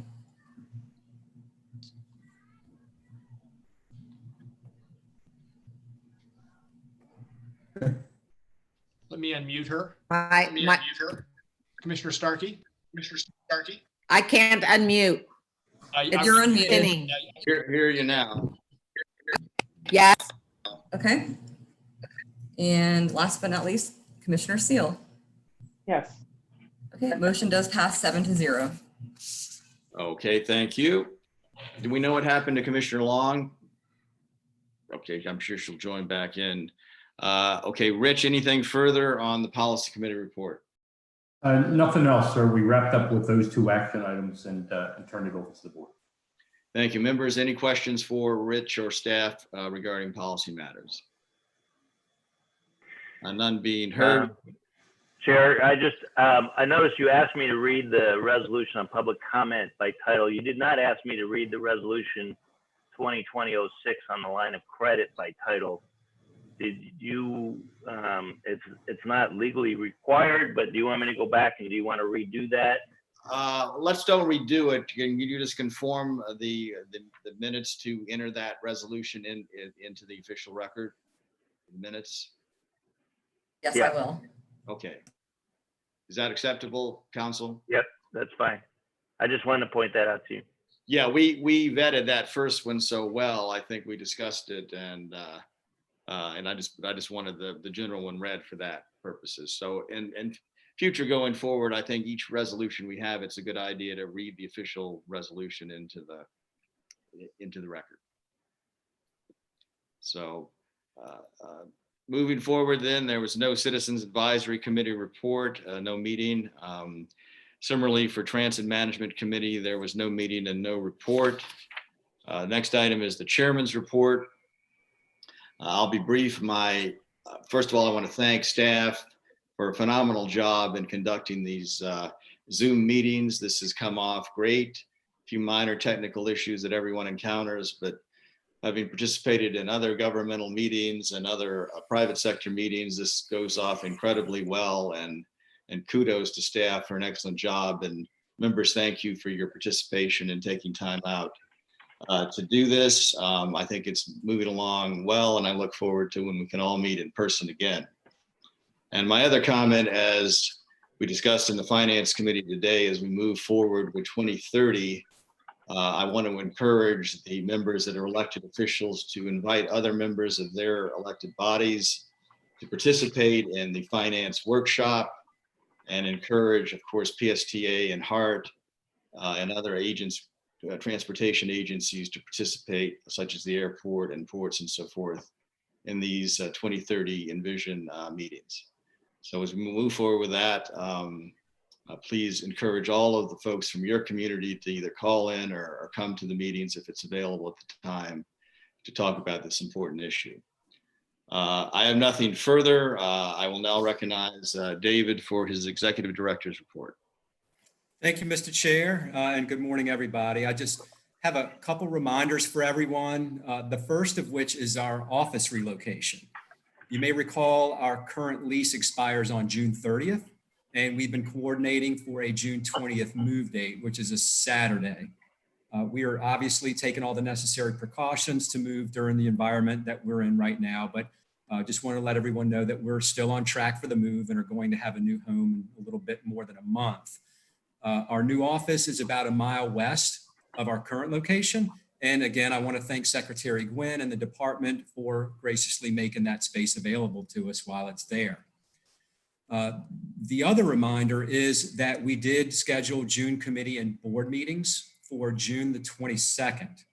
I know we typically have our meetings on Fridays, but we wanted to accommodate maximum participation, so we shifted them to Monday instead. It will again be virtual, and the times will be the same as always, just a different day.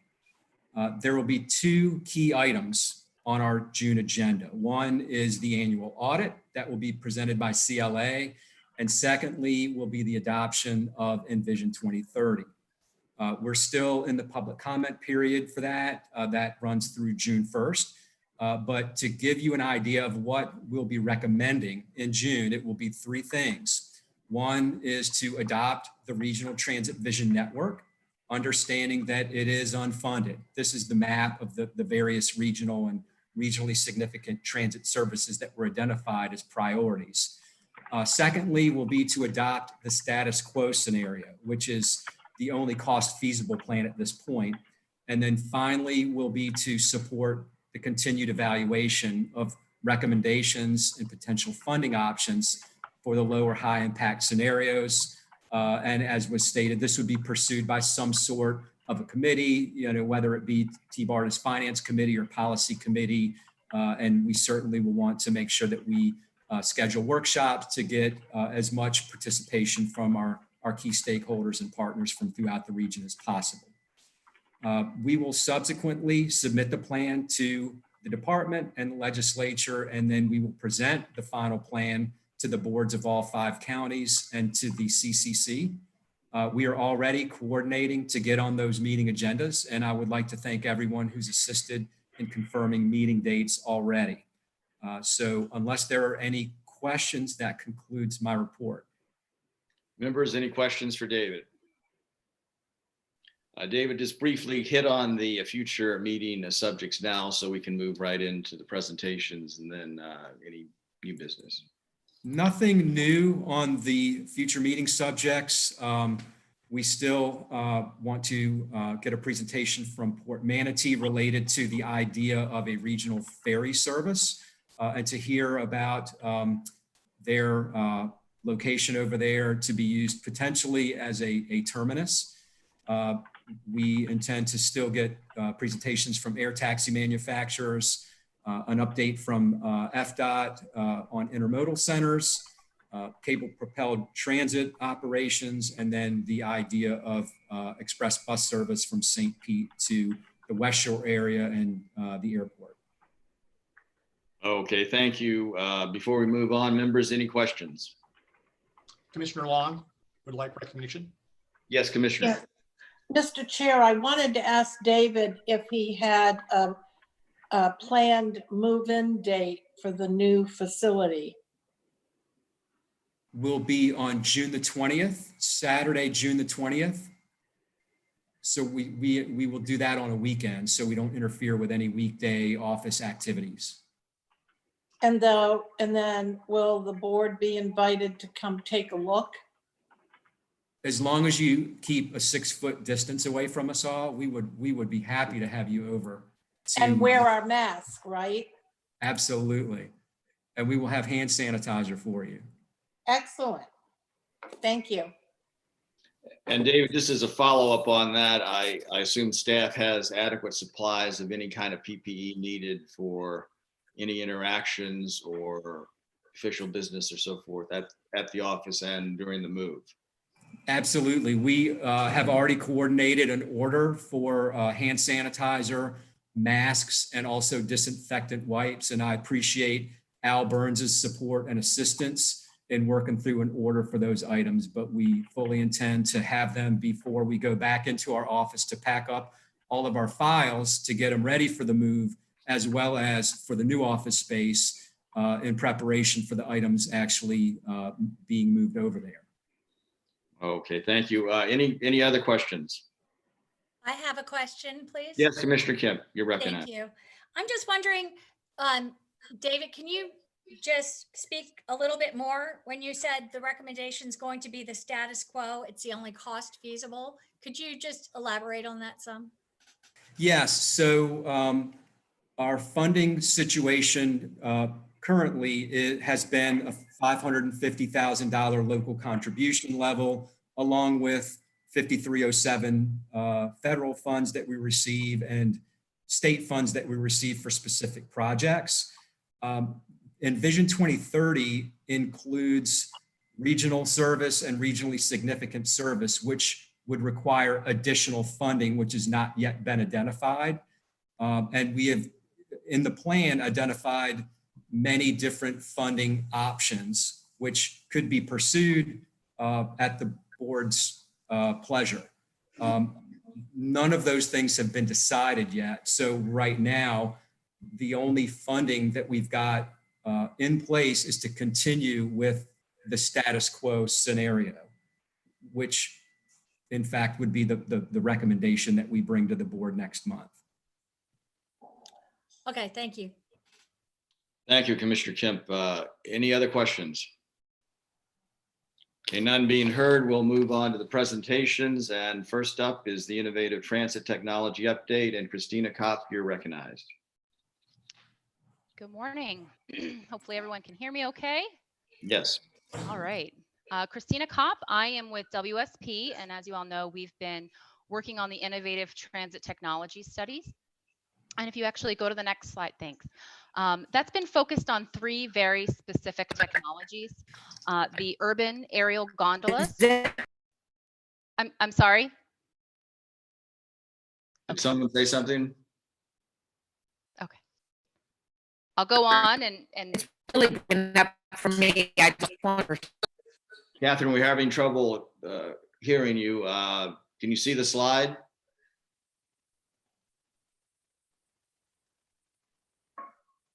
Chris, is she muted? Is Catherine muted? Muted? looks like she's muted.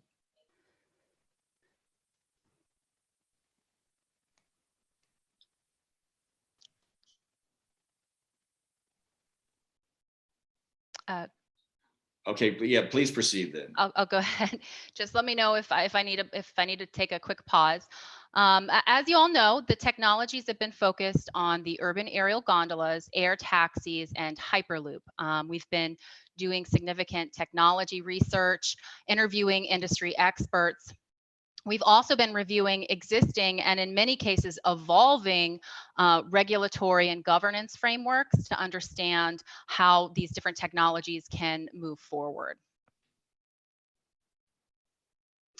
As I go through the slides, just to make it a little easier to understand because there's a lot of moving components, the teal tool on the bottom is kind of a key. And as it turns yellow, it shows where each of the technologies are in their development. And that really feeds into what we can know and prepare for the regulatory framework as well.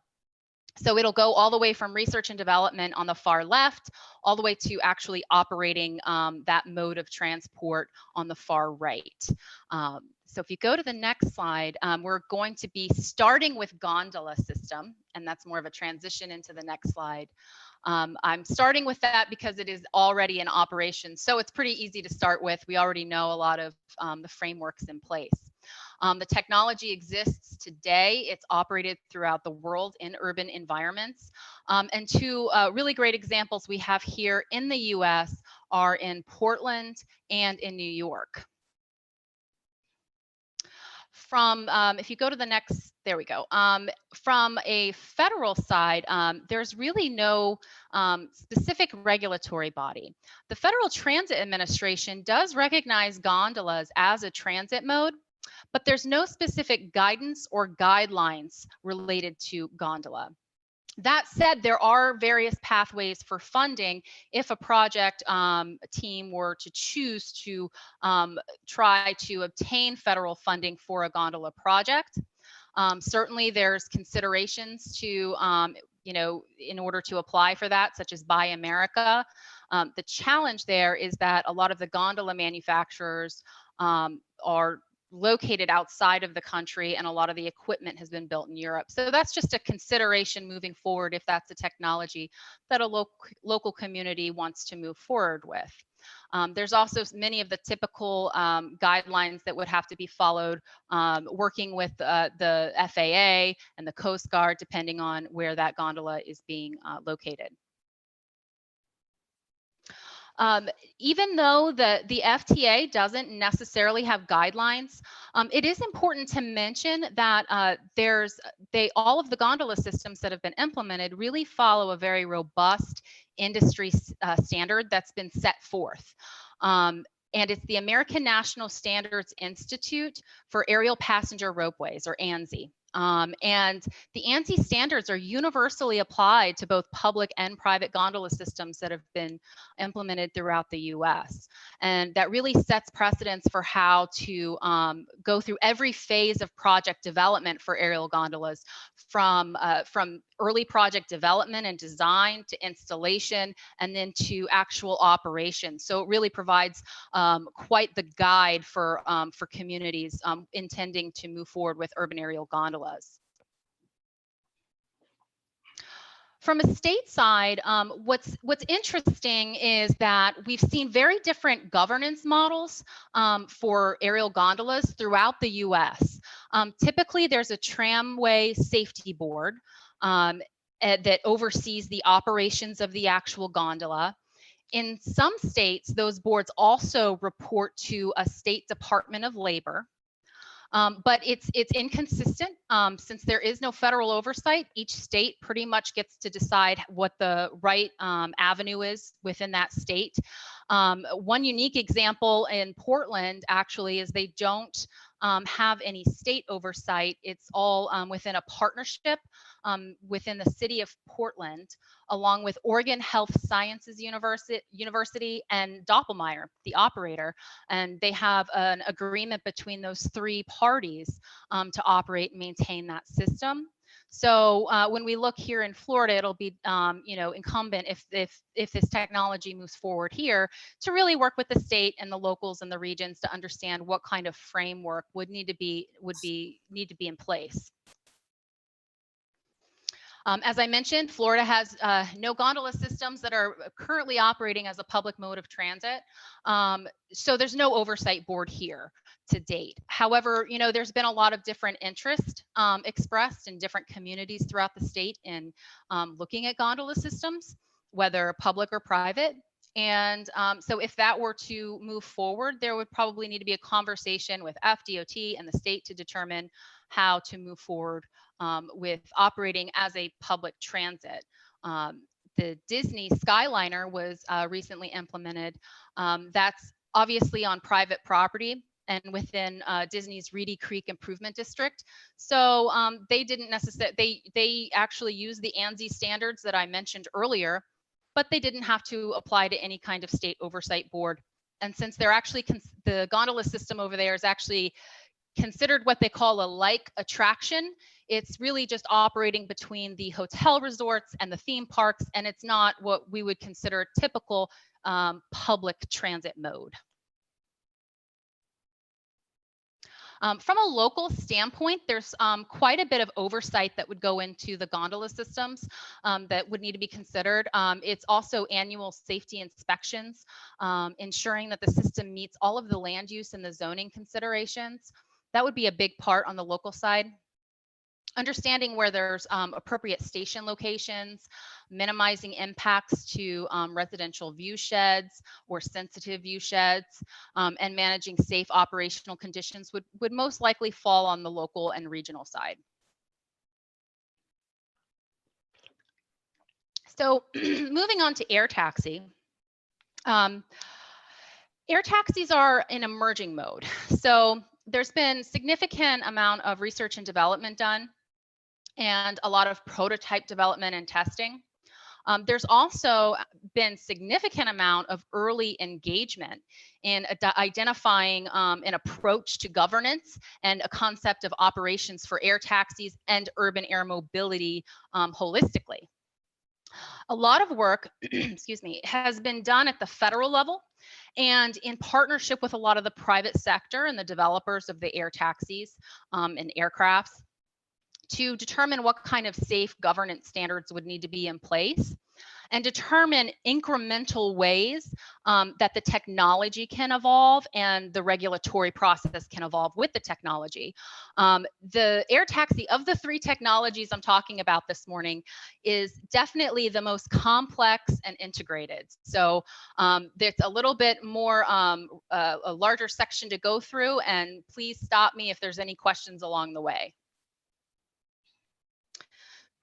So from a basic level, the Federal Aviation Administration really controls anything in the air. So that's the fundamental agency that would have purview over urban area mobility. But not only do they have control over the air operations and safety of urban air mobility, but they'd also be determining airworthiness of aircraft and the certification process.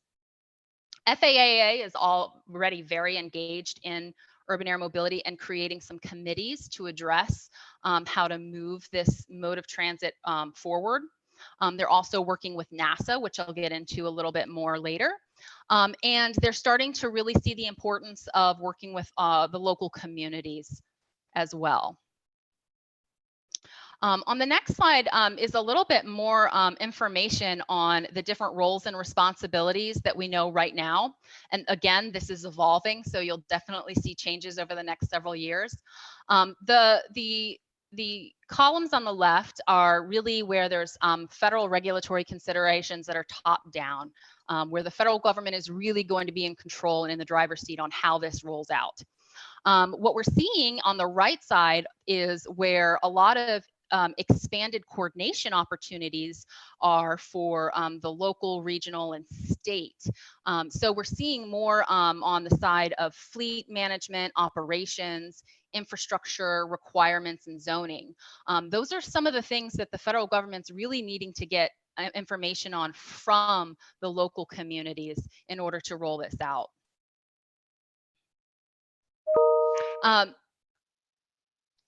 FAA had lacked funding previously, so NASA has really played a very strong role and provided significant support in urban air mobility visioning and advancing concepts of operations and working together with the public and private side. They're really leading the way in the development and integration. They're going to be working on testing scenarios with local communities with demonstrations and pilots. There is a recent focus to try to reduce the gap, understanding that there's a very distinct federal, state, and local gap of the policy levers with dealing with urban air mobility. So the focus really has been with NASA to start engaging the local communities and the regions to understand what some of the implications are for urban air mobility for the community, but also in integrating with existing transit modes. So there's going to be a lot of opportunities moving forward to work with not only NASA and the FAA, but also work on partnership opportunities for demonstrations with some of the private aircraft as well. And the slide that is up now is a really great example of that. Just recently, this year, the EHang, which is one of the air taxi manufacturers, actually did one of the first pilotless air taxi tests in the US in North Carolina, in Raleigh, as part of their transportation summit. And it was a huge milestone because it really showed the federal, state, and local governments all working together to get this test flight off to a good start.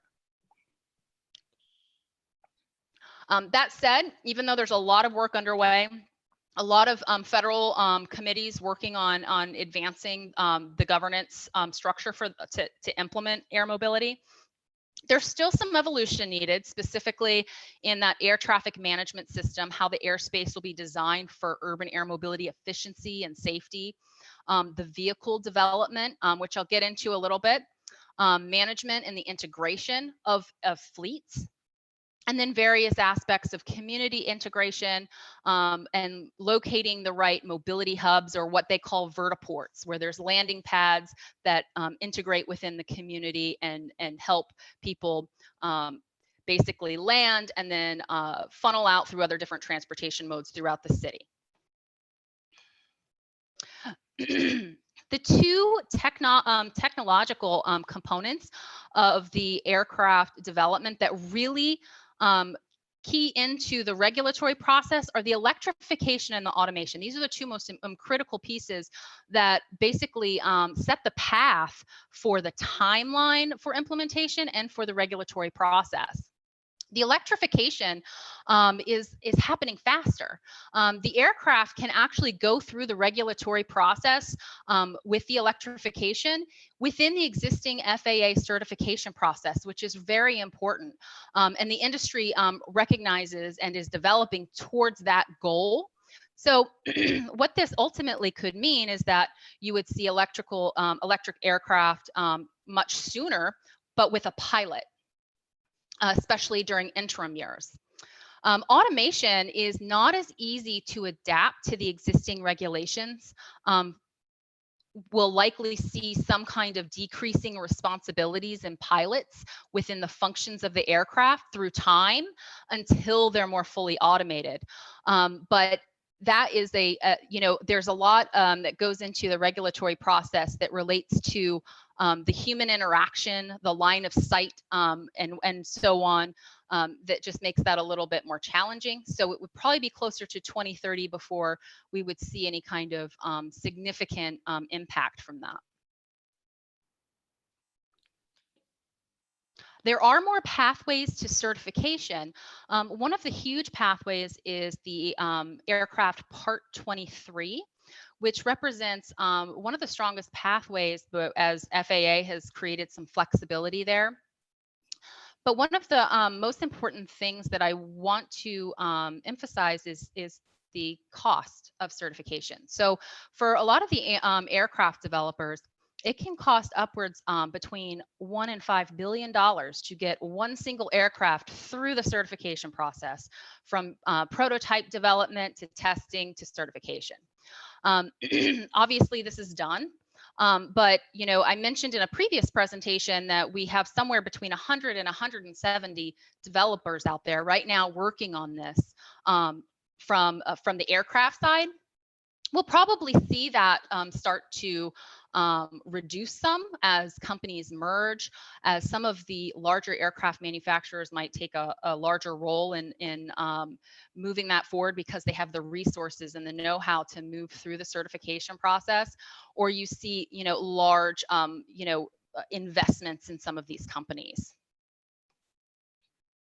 The next slide, I wanted to include this because understanding the complex nature of the technology and the certification for urban air mobility, I kind of liken this. NASA actually developed what they call the urban air mobility maturity levels.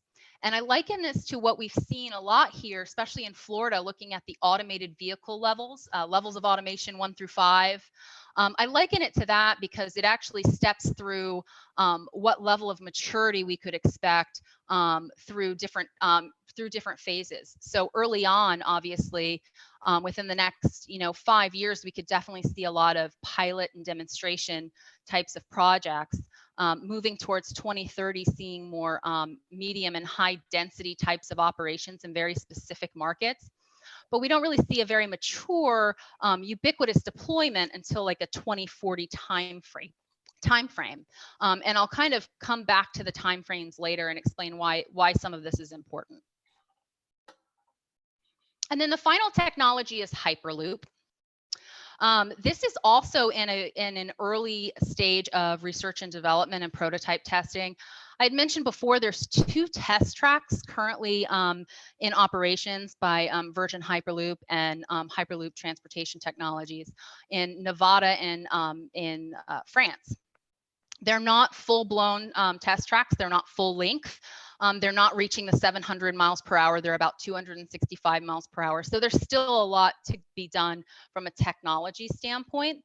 And the regulatory framework is a little less clear than what we see with the air taxis. So on the next slide, the Federal Rail Administration has really taken the lead thus far.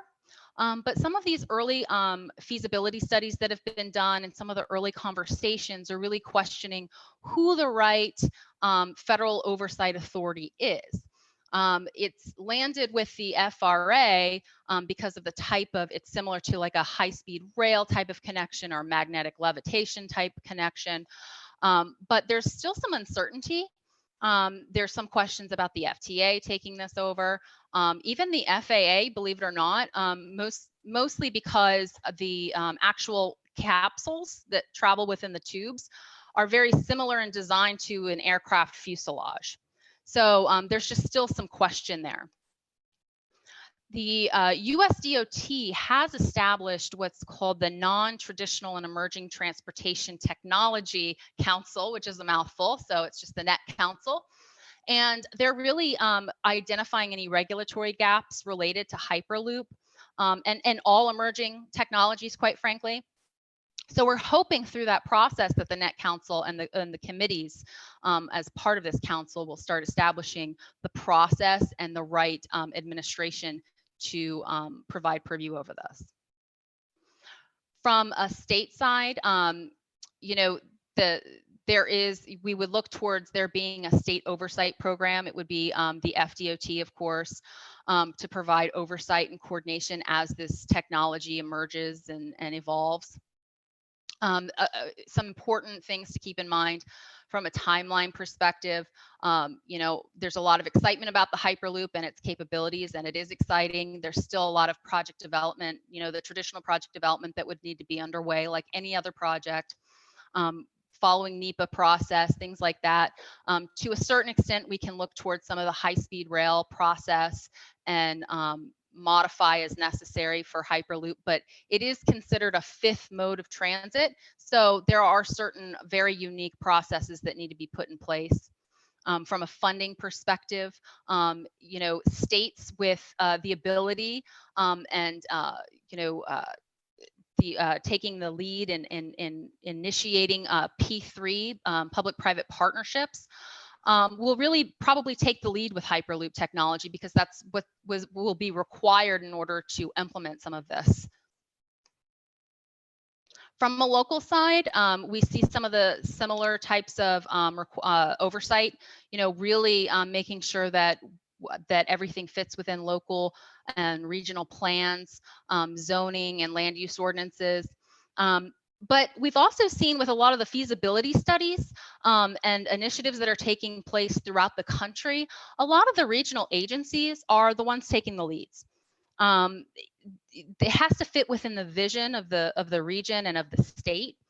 So a lot of the Hyperloop companies are coming to work with the governments, the locals and regional and state governments to move these forward. But it really, you know, they're looking towards the states and the regions to identify what the visions are.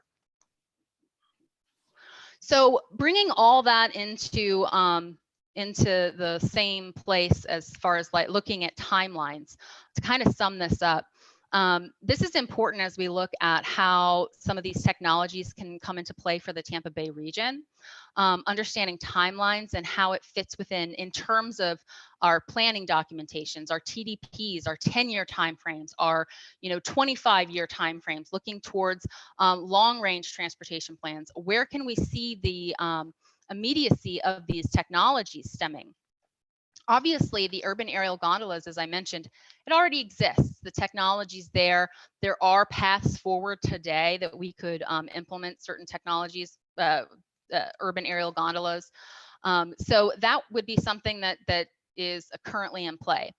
When you move on to the aerial taxis and urban air mobility on the next slide, you see that there's a lot more factors to consider. In the next 5 years, we can see a lot of advancements with pilot demonstrations. So there's definitely opportunities for the region to play a role in that that testing. But as far as ubiquitous deployment, if we could just go back really quick to the previous slide, as far as ubiquitous deployment, we would really see something more towards 2040.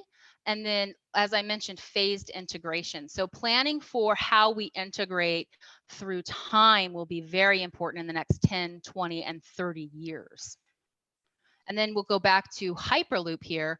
As I mentioned, there's a lot more unknowns with this, but it's still out there. It's still under development. There's still a lot of money going into this. So it's something that we would look towards more from a long-term transportation plan rather than our more current 10-year type of planning efforts. Our next steps with this study, we've spent a lot of time understanding the transit profile. So what does each technology bring to the table? as far as the service and performance. What are some of the companies actually saying they're capable of doing? So that we understand what the speeds and capacity could be. That's one of our first steps, is to bring that, and then on the next slide, bring it forth with our regional needs. So when we evaluate where technologies could potentially connect to within the Tampa Bay region, we bring these two components together to really make sure that they fit within what the needs are of the region, as we look at where the technology could fit. And the same thing for the state when we're looking at the hyperloops based on that service need. So with that, I will ask if there's any questions on the regulatory side that I can help clear up today.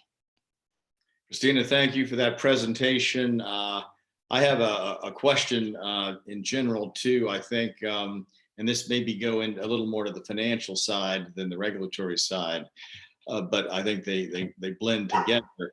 As we move forward, and you mentioned the possibility of a demonstration project, I think we have to be mindful of the possibilities that there will be a large stimulus from Washington for transportation related projects. And it would be nice for us to accelerate some of these forward looking projects, such as air taxis or the tram or something, to try to tap into some of that money. And I would like to, and I would see the other members' preferences as well, to potentially going forward for you or a member of your team from WSP to include a financial viability of some of these things in terms of the structure of a P3 or a different kind of funding mechanism, TIF funding mechanism, local match, government match, all of these types of things, with an eye towards getting some Washington money for some of these innovative things for a demonstration project, for example, for trams in the Tampa Bay region. And members, any thoughts on that as well? I think that we have to, as we mentioned in the Finance Committee, be alert to the likelihood of Washington putting some very strong money into transportation projects as a stimulus package coming out of the COVID crisis. Commissioner Long.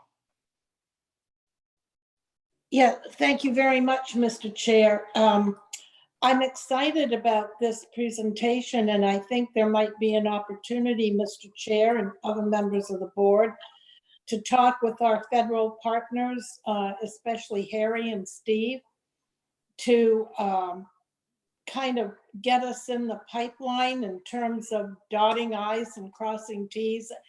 As you know, Jim, since you've been with us in DC, it takes a long time to get into that process, and especially when you're working on appropriations, but the timing might be really excellent considering Congressman Christ is now on the Appropriations Committee.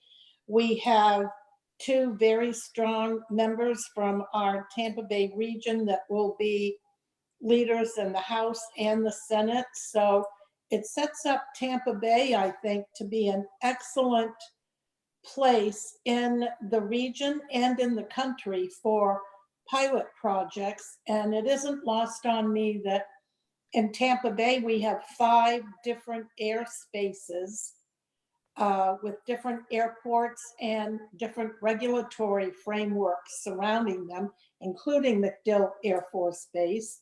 So I would think, given the strong presence of Tampa International, that we'd be a really great site for a pilot project.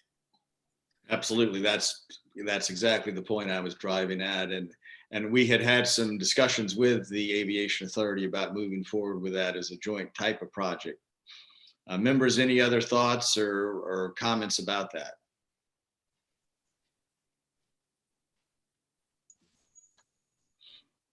There's our Air Force guy.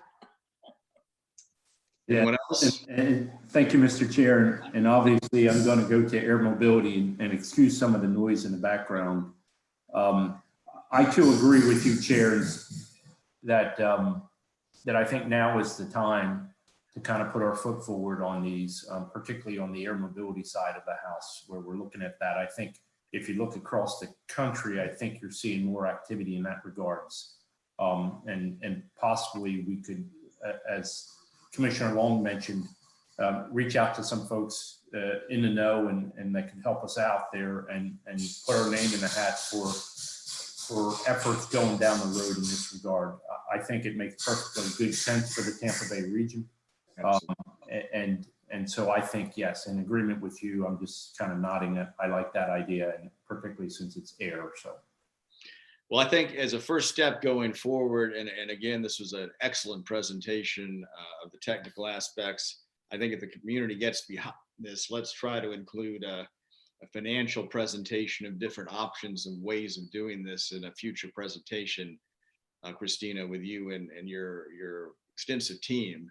Because I know that folks have a lot of finance and bond finance and good folks over there as well that work with a lot of the municipal institutions for doing that. So definitely love to hear that component as well for each of the different potential technologies, and with an eye towards the ones most likely to be deployed first too, which I assume is gondola and air. Sure, absolutely. Yeah, we can make that part of our next presentation. And one follow-up question I had too before we open it up, to your knowledge, have most communities started to adopt, especially with the air taxis? I know Miami-Dade on this. Hello? Yes. Can you hear me still? I can hear you. Yeah, I know Miami-Dade permits the vertical takeoff portals in a lot of their buildings down there, and a lot of the newer condos are installing private ones. Or to your knowledge, have a lot of the local areas in Florida started to have zoning permits to do that, incorporated in with their comp plans? There's some in Orlando, but it's not something that's necessarily on the radar right now as far as incorporating specific land use and zoning restrictions, honestly, that would need to be in place in some cases. So it's pretty open right now. Would that be something that you would encourage us as maybe an innovator to, with our lobbying teams, both in DC and in Tallahassee, especially to encourage a state legislative solution to allow this within comprehensive plans? Any ideas on that? Or I might suggest allowing some flexibility within the comprehensive plans. There could always be it's a careful balance. You don't necessarily want to go too far where it becomes more restrictive. So making sure that there's the ability to have land use codes that are allowing the technology without being restrictive, but finding also the right appropriate locations for the technology so that it doesn't become a nuisance. That would be one of the biggest components. Spoken like a well-heeled land use lawyer there, so I can agree with you.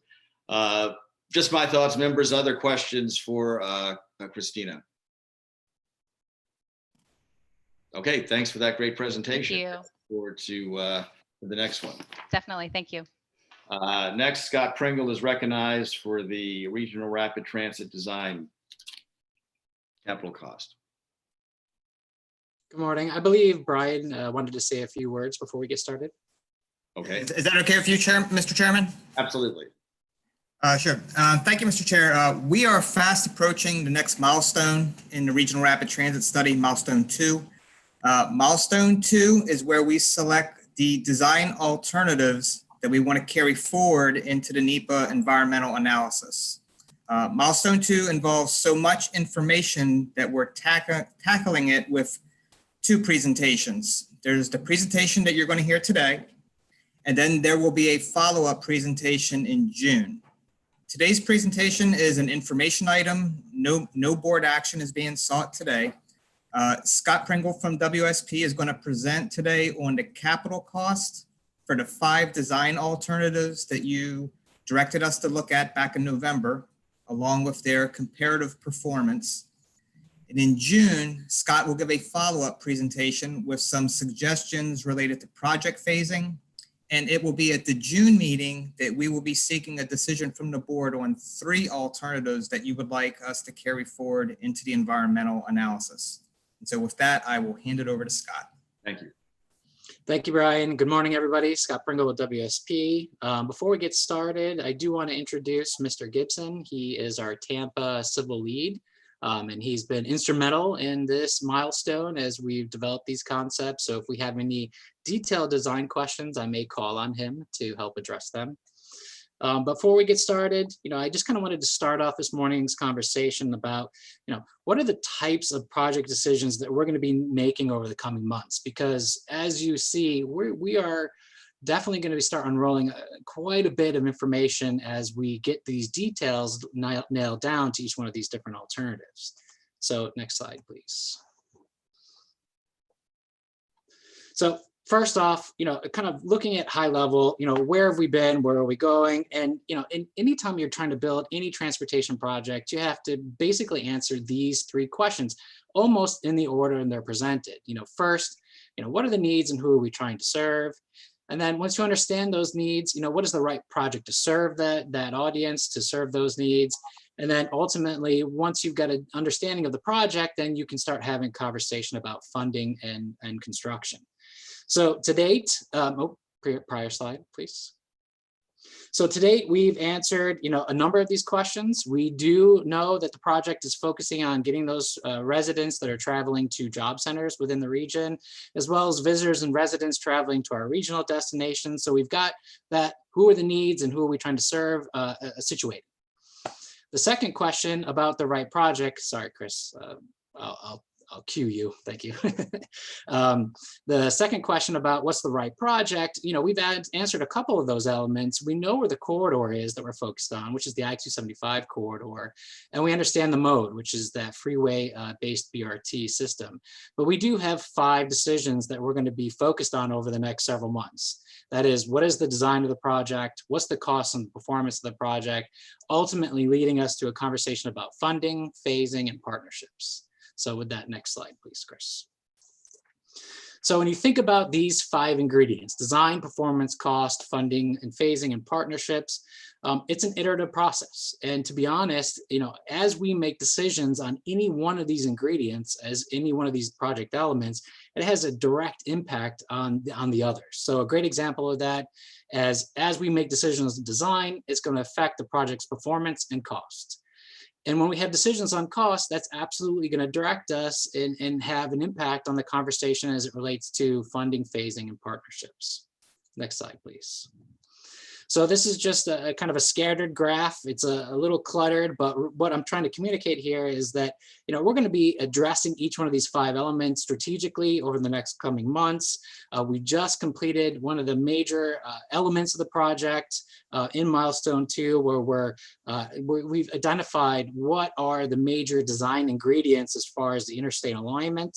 And as we go from milestone 2 into milestone 3, we have a little less focus on design because we're really going to start switching towards that environmental work that Brian mentioned. But then the design is going to ramp back up after we understand what the impacts of the project are, address those impacts, ultimately leading us to a very comprehensive conversation about funding, financing, and partnerships in milestones 4 and 5. So with that, next slide, please. So again, just in summary, the things that we're tackling over the next couple of months, we've already talked about what the options are for evaluation for the RRT project. That was milestone 1 here. And today, as well as June, we're going to just talk about those alternatives that should be moving into the environmental work. So what is the alternatives that we should be designing for the project? Next, please.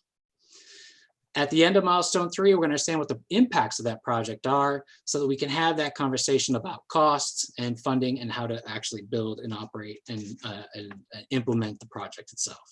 So with that, next slide. So today we're going to talk about conceptual design and the cost for these alternatives for the interstate alignment and compare them to our baseline scenario. And I'm going to describe what that baseline scenario here is in a moment. Next slide, please. So I've shown these slides to the board both last month and in prior meetings. You know, and what we have is through an extensive amount of work working with the department. And I do want to take a moment and recognize that the District 7 staff and the TB Next team has been outstanding. We've spent a lot of time with them over the last 6 months, understanding how the transit project can fit into the larger TB Next program. So I do want to just take this moment to recognize that and thank the department personally for their support in moving that forward. What you see here is some ideas or design concepts of how to operate this transit service within Pinellas County, looking at a right side or outside transit lane on the outside shoulder. And the reason why I bring these up again is it is these design ingredients that are the basis for the cost information that I'm going to present to you in a few slides. So next slide, please. So this is the concept for running the transit service between West Shore and downtown Tampa. This is one of the more costly elements to our project because we are looking at constructing an entirely dedicated transit way and the inside median of that portion of the interstate. And we're designing it in such a way that it actually can be easily converted to light rail at some point in the future. So kind of laying the groundwork, not only for the freeway BRT service, but making sure there's no throwaways at some point in the future if the decision is made to convert that to rail. Next slide, please. And we're looking at both options north of downtown Tampa, both inside and outside running transit lanes. And I know we've discussed this before, but I do want to take a moment and address the public comment we got from Mr. Rosa regarding graphics and sort of visualizations of our project concepts. We have actually been developing a very robust model to do just that, to start communicating these different design ideas. At least at a conceptual level, so that we can effectively communicate to the public, especially when we're talking about such a unique concept. Has been a struggle for the past several years in trying to communicate the pros and cons of this project. So with that, next slide. So this is the example of the model that we're developing. It is at the Waters Bird Street area. And you can see in the top right corner, this is the concept of having a platform that's on the outside of the interstate, immediately adjacent to the interstate, with great connectivity to the local street through either an elevator, ramps, or steps up to the platform. Great operationally. The bottom left is another example of the corridor.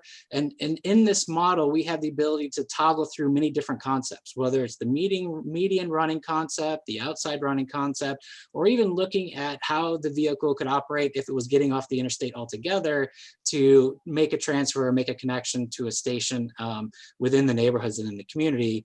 And the bottom right is actually an image of a station platform in the median of the interstate if we did do that median running element.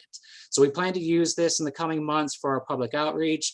I have the ability in live meetings to actually fly around the model and respond to questions in real time, but we also are able to take video snippets from the model and use that, and we're going to start posting some of those to our website. So with that, next question, or next slide, please. Thank you.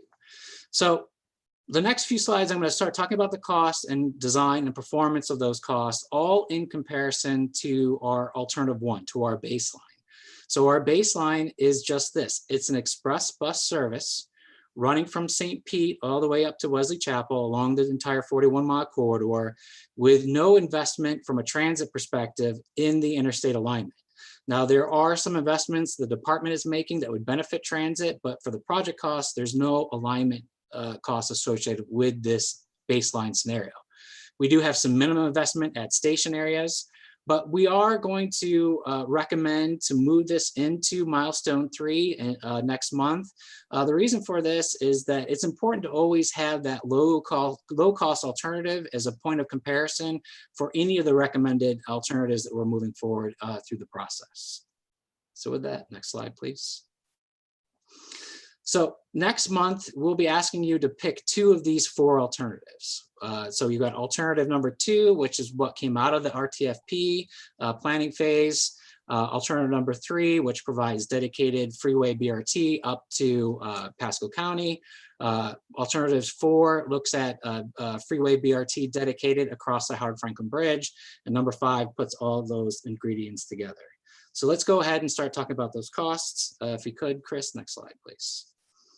So on this slide, what you're looking at in the top row where it says RRT costs, this is the alignment costs along the interstate that the RRT would have to absorb in order to implement this service.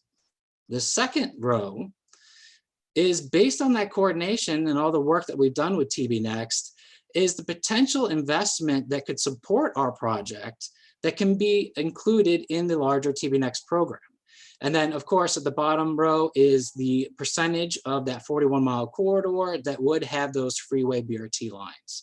So as you can see, 84 to 95 million for the alignment costs for those dedicated freeway lanes. An amazing amount of support from the department and TB Next program at 68 to 73 million in investment, giving us our 59% dedicated or freeway BRT lanes along the corridor. Some of the bigger cost items in this scenario is that portion I mentioned before between West Shore and downtown Tampa, that separated guideway. But we also do have some cost when we're looking at those interchanges up in Pasco at State Route 54 and 56, and then some of the work that needs to be done in Pinellas County as well. So moving on to the next. Now, when we move to alternative 3, we do have an increase in cost. However, it's in comparison, it's a relatively minor increase in cost to get those dedicated freeway BRT lanes up to Pasco County. Same support from potential support from the TB Next program, but you can see the benefit here. We were going from 59% freeway BRT lanes to 77% of freeway BRT lanes. So next slide, please. So I'm going to take a couple of moments here because there's a lot of conversations occurring around the Howard Franklin Bridge. And as you can imagine, trying to figure out a way to get transit across the bay is complex as part of our project. And in my personal experience over the past more than a decade, it tends to be the most complex part of any regional transit conversation that we've had in Tampa Bay. So there are 3 elements that are in play when we're starting to talk about the Howard Franklin Bridge. We can either pay for a widening of the bridge to ensure we get that dedicated freeway BRT lane across the bridge. Or there are no further tolls. So if the Howard Franklin Bridge replacement, at some point, if a decision is made where there are no tolled express lanes, there would be space in the new Howard Franklin Bridge that would allow for us to have a dedicated freeway BRT lane. But because the toll lanes are part of that recommendation, there is physical separation between the general purpose lanes and those tolled express lanes, which puts us in a situation where we don't really have the space available for a dedicated BRT lane, with the exception of potentially using the shoulders of the express lane envelope.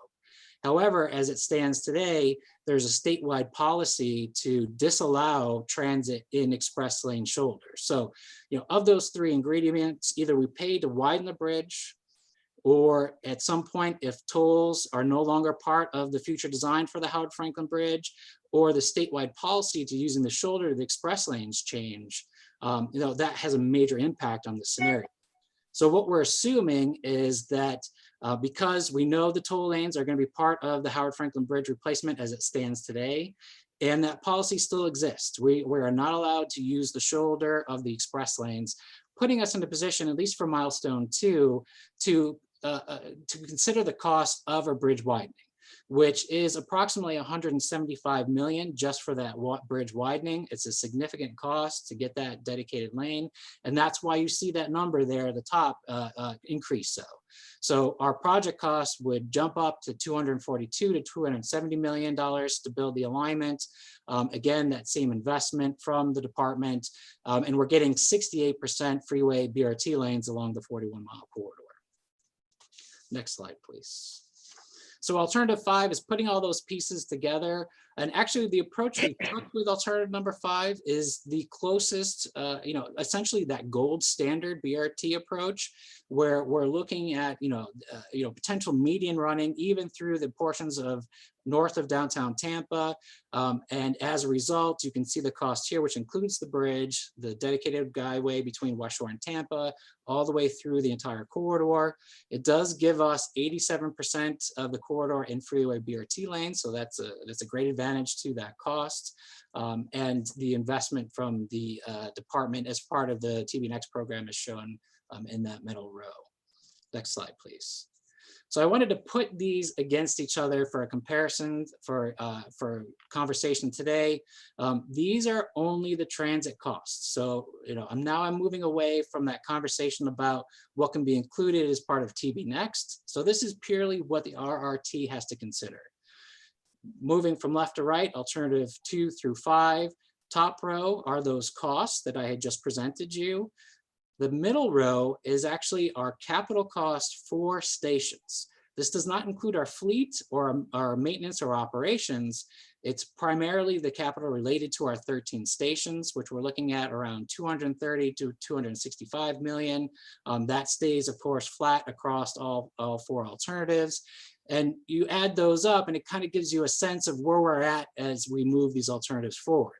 So alternative number 2, we're coming in at between 314 to 360 million for the capital investment.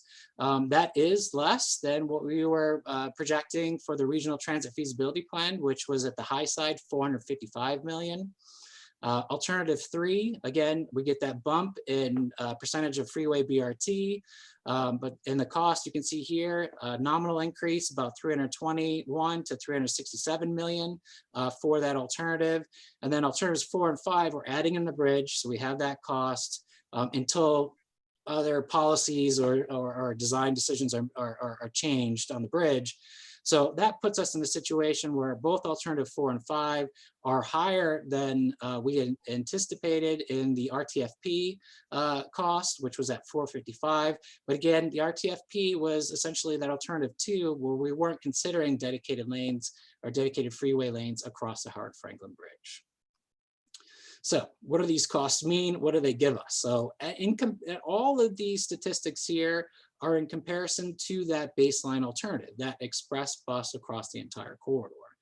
The top bar of the graph you can see here is a increase and reduction of vehicle miles traveled in comparison to the express bus.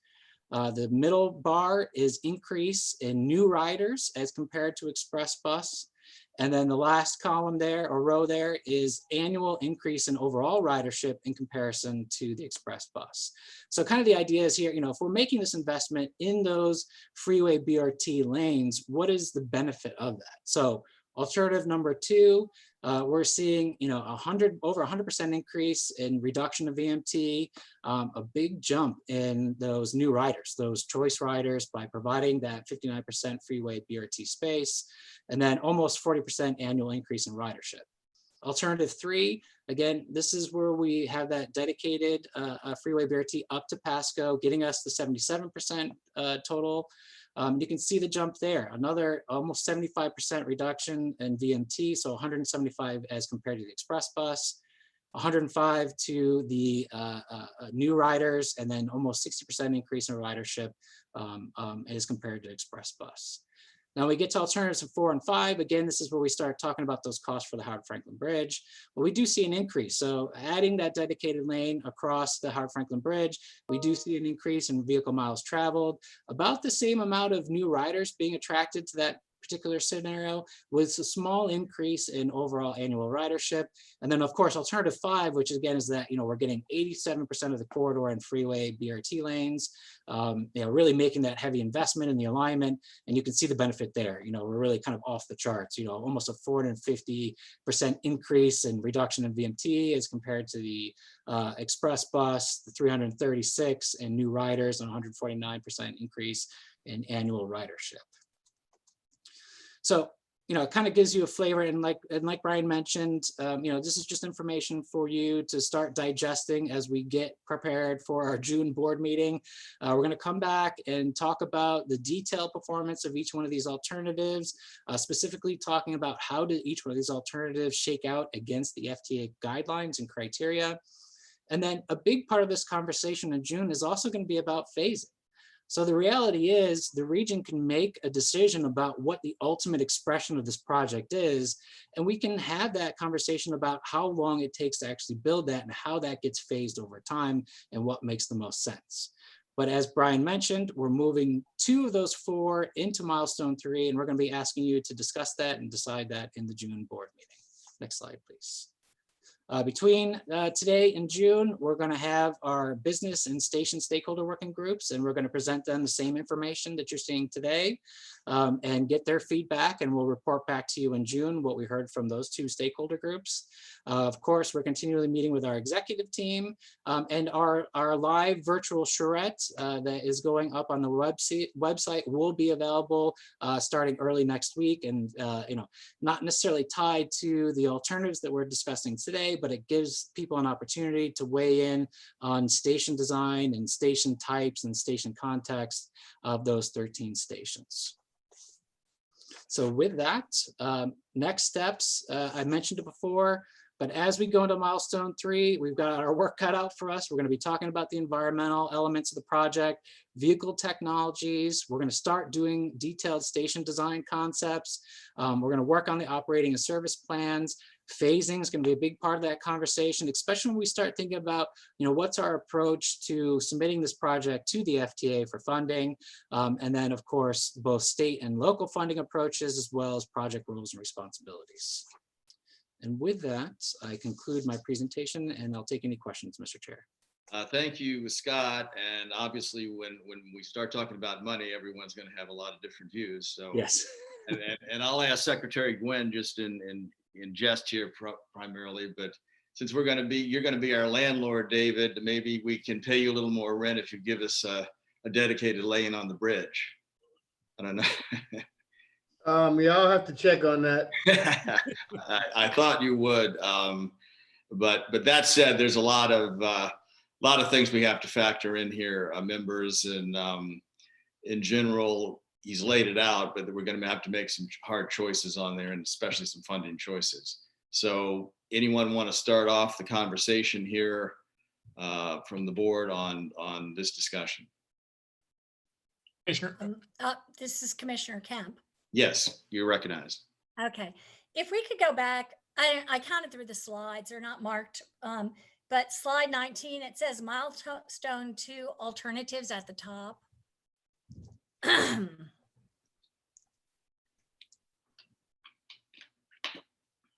At the top or at the bottom? Sorry, Commissioner. Oh, maybe it's at the top, and no, I guess it's at the bottom. Yes.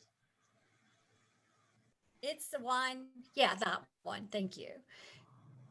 Yeah.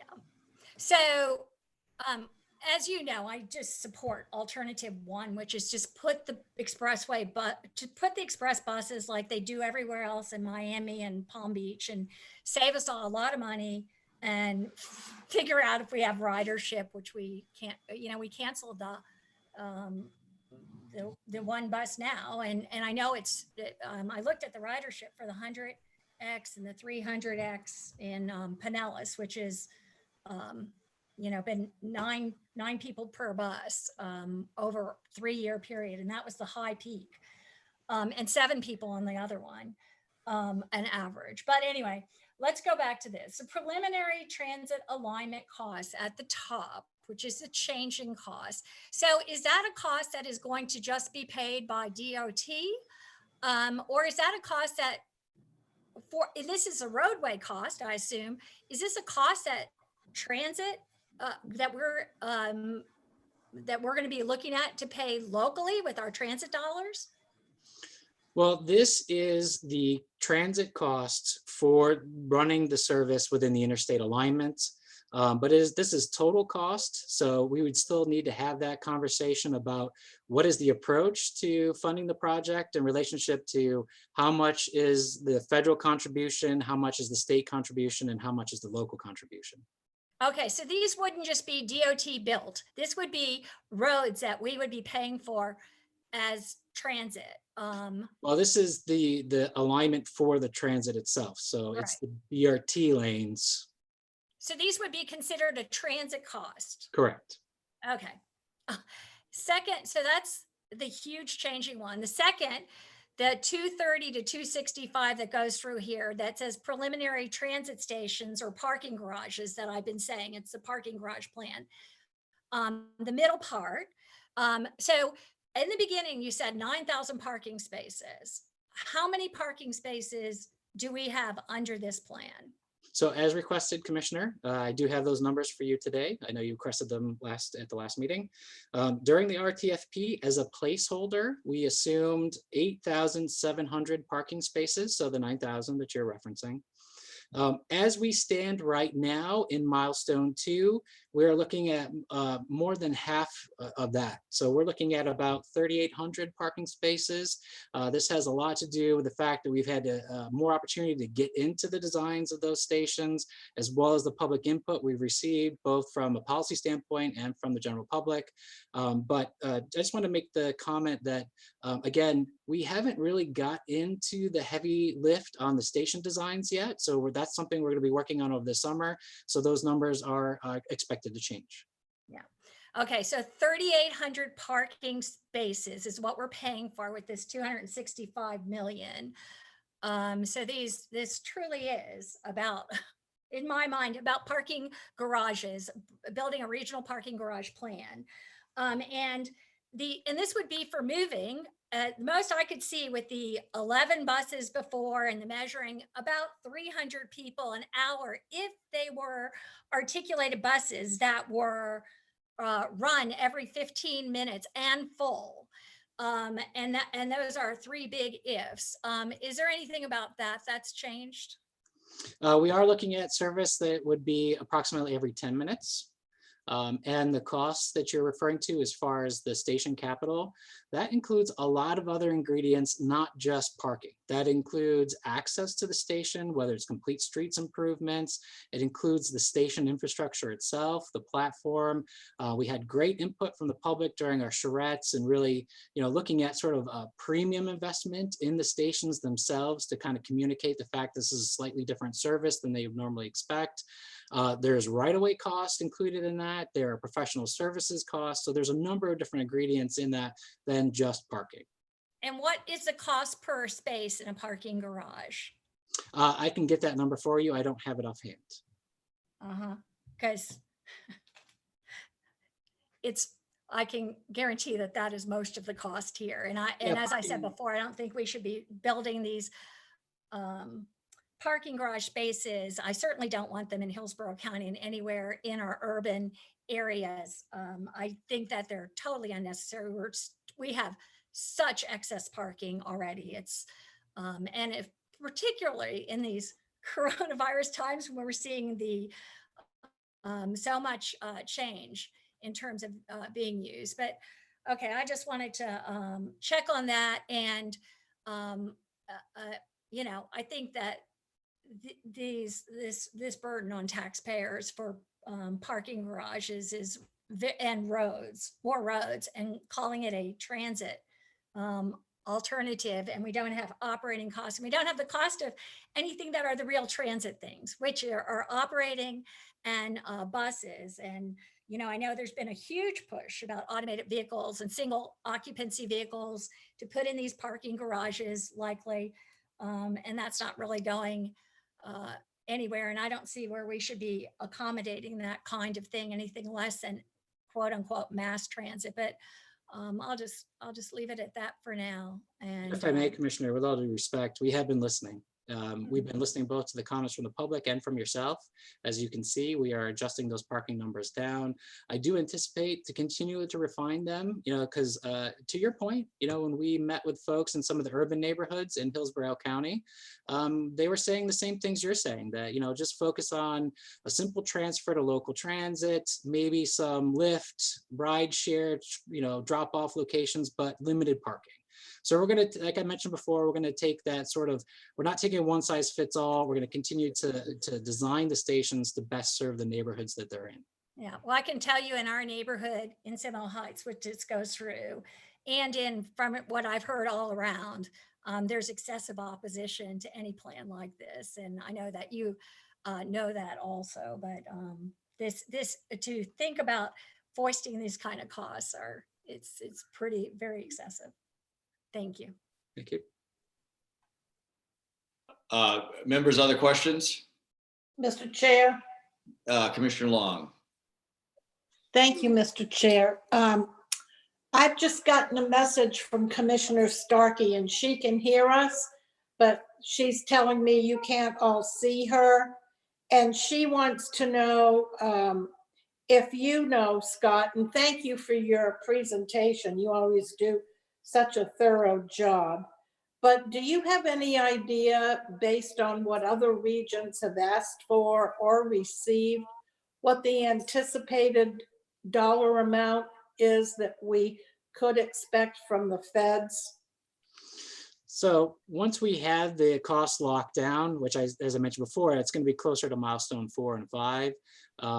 Then we're going to have that conversation about funding.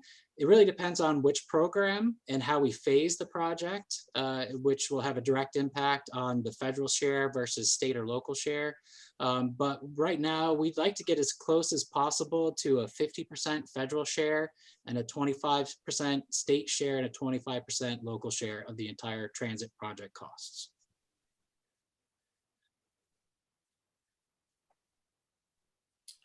Well, all right then.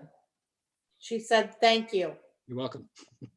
Thank you. And one thing I would add, and I wholeheartedly concur with Commissioner Kemp, that we need to de-emphasize automobiles in this entire paradigm here, because the world is moving away from that. And especially with COVID, it is very important to do that. And on the flip side of that, though, I think that since the inception of TBARTA as a new board, we have strived to have as much dedicated lane for our BRT, knowing full well that that would attract more ridership, and better transit opportunities around this whole area. But at the same time, try to get rid of more parking spaces, for unnecessary parking spaces, and include partnerships with Uber, Lyft, potentially autonomous vehicles in the future, and on-demand transportation from the various stops along the route. Yes, so I would like to see that going forward. And I don't know the overall cost savings of that, but I think the world, especially in urbanized areas, has moved totally away from any kind of reliance on the automobile as a primary mode of transportation. And it needs to, and as this area continues to urbanize the Tampa Bay region, that's going to be even more poignant an issue. And welcome further comments about any of the alternatives from other members. I know we're going to be faced with having to vote on this, and it would be good to get some kind of consensus, but I sense there may be some discord among the different counties, and we need to really start addressing those sooner than later. So Commissioner Kemp, I appreciate your reflection of Hillsborough County and Karen and Janet and then others from the various counties, comments on your guys' perception of the different alternatives here. Anyone wish to comment on that now?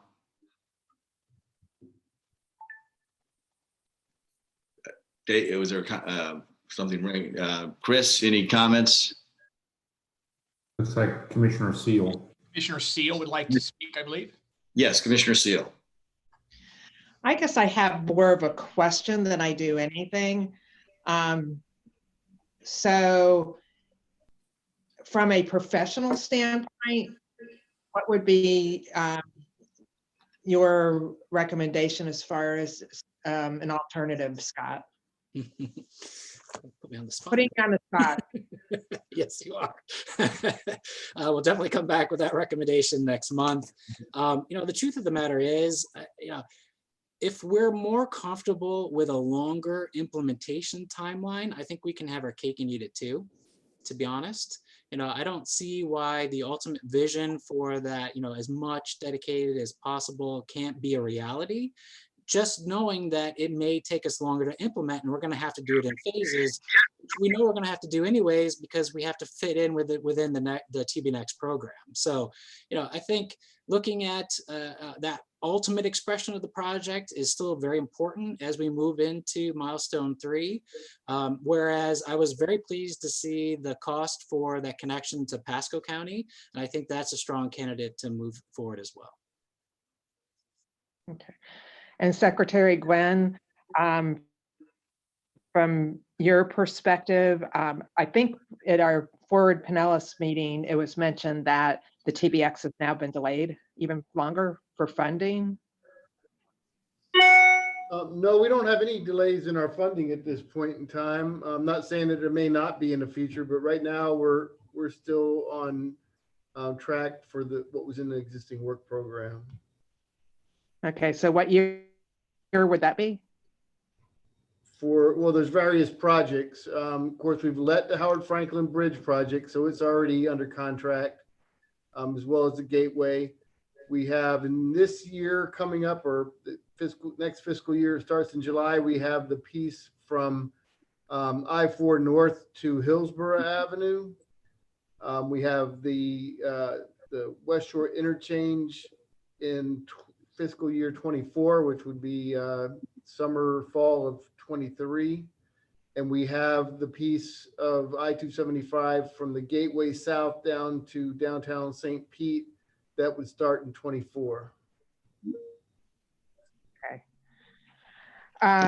So also Secretary Gwen, if we were looking at alternative 4 or alternative 5, since you've let the Howard Franklin project, how difficult would it be to add an additional lane at this point? So we've had several conversations about this, and it really depends on what you mean by adding another lane. If you actually add a lane where it's similar to what you would look in a light rail scenario, you would have to widen the outside of the bridge, similar to what we would have to do if we put light rail in order to put the displaced lanes back. What we had talked about as a kind of a fallback scenario, we still support and feel that running the buses in express lanes is a viable option. It's proved viable in South Florida. The concern that was raised to us is what happens if at some point in the future, the legislature either caps the tolls on managed lanes or eliminates managed lanes tolls, where you would basically, if we ended up in a situation where we would have congestion in the managed lanes. If that were to happen, there's room on the bridge that we could restripe and provide a shoulder for them to run in if we could change our policy, and that was the desire. So those are the kind of the things we had looked at. I would hope that widening the bridge would be something that would be a last resort, as opposed to trying to do something within the existing envelope of the bridge. But I'm also very hopeful that and optimistic that with 2 express lanes in each direction, that we'd be able to manage that traffic such that the express bus, the bus would never have congestion and could get across the bridge where there's no stations, there's no traffic entering or exiting, could use express lane efficiently inside the Howard Franklin Bridge corridor. And then when we get to either side of the bridge, we transition back into that exclusive lane if that's the plan.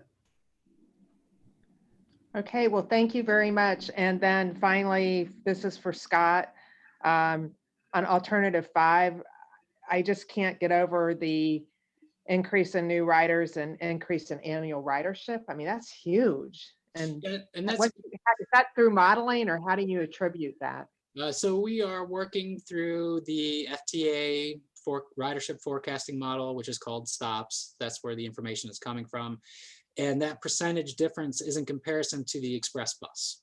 So if, we're comparing all those statistics or all those alternatives against the express bus, so that percent increase is, that baseline scenario, we're getting a certain amount of ridership. And with alternative 5, you can see the increase in new riders and annual ridership as compared to the baseline. Okay, so in other words, you're comparing it against alternative 1, which Correct. is just regular express buses? Correct.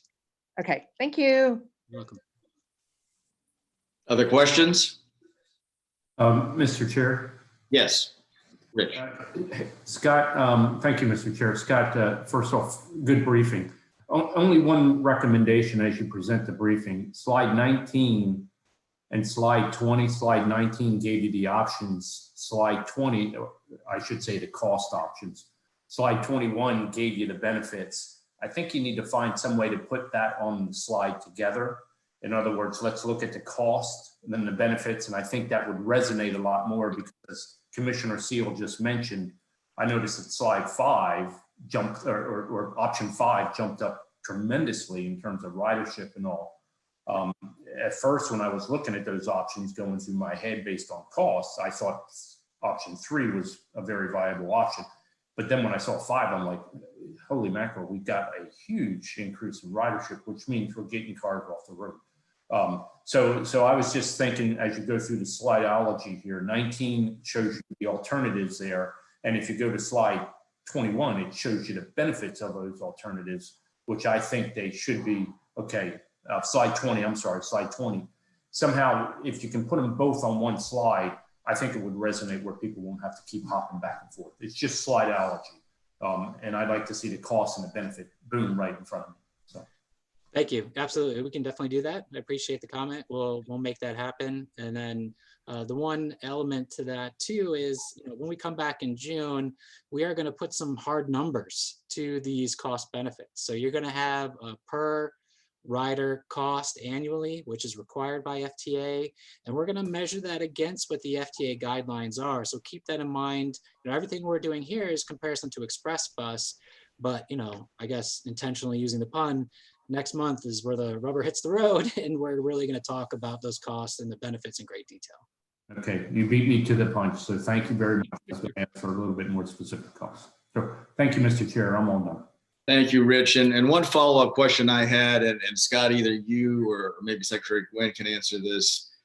If we went with the alternative where there were the dedicated lanes as we crossed the bridge, but the utilization of express lanes, toll lanes on the Howard Franklin, that presupposes a steady speed of what, 40 miles an hour along the bridge by utilization of the express lanes. Is that correct? Yeah, 45 miles per hour, I think, is the policy statewide. Okay. That's correct. And that's generally held up throughout the whole toll system in the state. I know it, from my personal experience, it works phenomenally well, and in 595 down in Broward, to 75. So I would just add on the express bus system down in South Florida. And we've really gotten a lot of success on that. In fact, the thing that is confining them to get more ridership is they don't have enough park and ride space. And they actually are carrying, I think, 5,000 passengers a day, which is, similar to what they're carrying on Sunrail. So it's a very effective system. Thanks. Other questions? Okay, none being heard, we'll move on. Thank you guys for that, Scott, for that great presentation. And obviously we look forward to the June meeting to look at the options in critical detail here. Thank you, Mr. Chair. So next up is a briefing on the Flamingo Fare Card, and Linda, you're from Hart, you're recognized. Mr. Chair, if I could take a moment to introduce Linda while we get the presentation set up on the screen. Please do. Linda Crescentini is Director of the Project Management Office at Hart. She is a certified project management professional with over 30 years of successfully managing transportation design and construction projects in the Tampa Bay area. And she's with us today to present on the Regional Revenue Collection and Interjurisdictional Mobility Project, also known, as you indicated, as the Flamingo Regional Fare Car Project. This project dates back to at least 2014, and it was started when HART created a regional working group consisting of transit providers throughout the region, FDOT Districts 1 and 7, and TBARTA. The group was convened to develop a regional approach to revenue collection that will not only modernize the process of collecting fixed route fares, but also enhance the mobility of passengers between jurisdictions. The regional working group refined the vision to accelerate delivery of a regional smart card and regional fares using a variety of modern channels, including mobile payments and a robust third-party sales network. And we are very pleased to have Linda with us this morning to provide the update on this project. So please join me in welcoming Ms. Linda Crescentini. Good morning, Mr. Chair and the members of the board. I appreciate the opportunity to meet with you today and update you quickly on the Flamingo Fair project. So with that said, for those who might not know, the Flamingo project is actually an electronic fare payment system. So if you look to the left, it's a contactless smart card. In the middle is the mobile app with a barcode reader. And it has the ability to integrate with various new ways to pay, such as Apple Pay, Google Pay, Apple Watches, MasterCard, Visa, and the newer technologies for quick payment. So why did we start? We had to modernize our fare boxes. Today, our fare boxes only accept exact cash payment or mag stripe, which are very difficult. The mag stripe process don't last very long, and it creates customer dissatisfaction. So the benefits, though, is to offer our customers a more convenient payment experience, is to improve mobility by providing one seamless system to pay across the Tampa Bay region, and is to collect better metrics. The data that's available will help us with our sales and our ridership to better understand the needs of our customers. What makes Flamingo different? This is the most important thing. It's an account-based system. And what exactly is an account-based system? The account-based system, there's no value stored on the cards. All of the value is stored on the back office. And this is so important. This is the way the new, all the new procurements that are cutting edge are going with the account-based system. So since no data is stored on the card, if someone loses their card, they do not lose the storage of the value that they put on the media. It also allows the rules regarding the transactions. It's controlled by one configurable central system, meaning that our integration options are endless.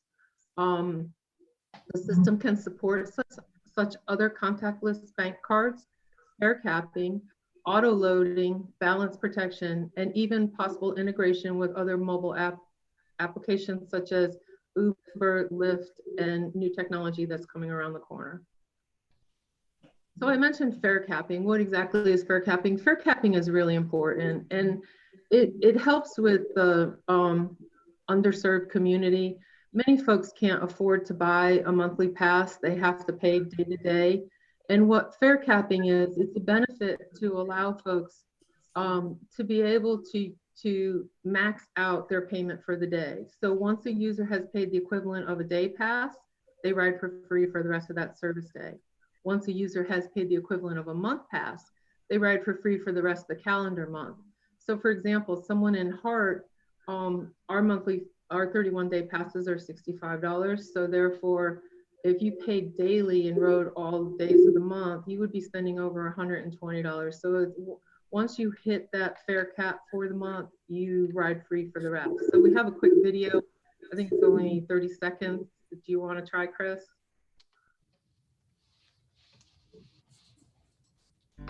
If you rely on transit, rely on Flamingo fares to save you money with fare capping. Once you've paid the equivalent of a day pass, every ride after is absolutely free on that day. The more you ride, the better the benefits, so everyone gets the best fare. And when your trips reach the cost of a monthly pass, you earn unlimited rides for the rest of that month.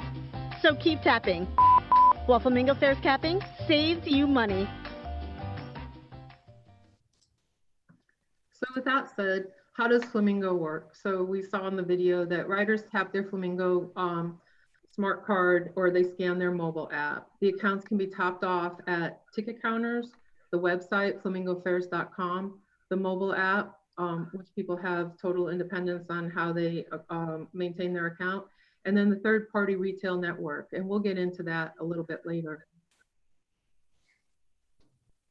So who are our partners? Our partners and where Flamingo is installed is Hernando, the bus, obviously Hart, Pasco, PCPT, Pinellas, PSTA, and Sarasota, SCAT.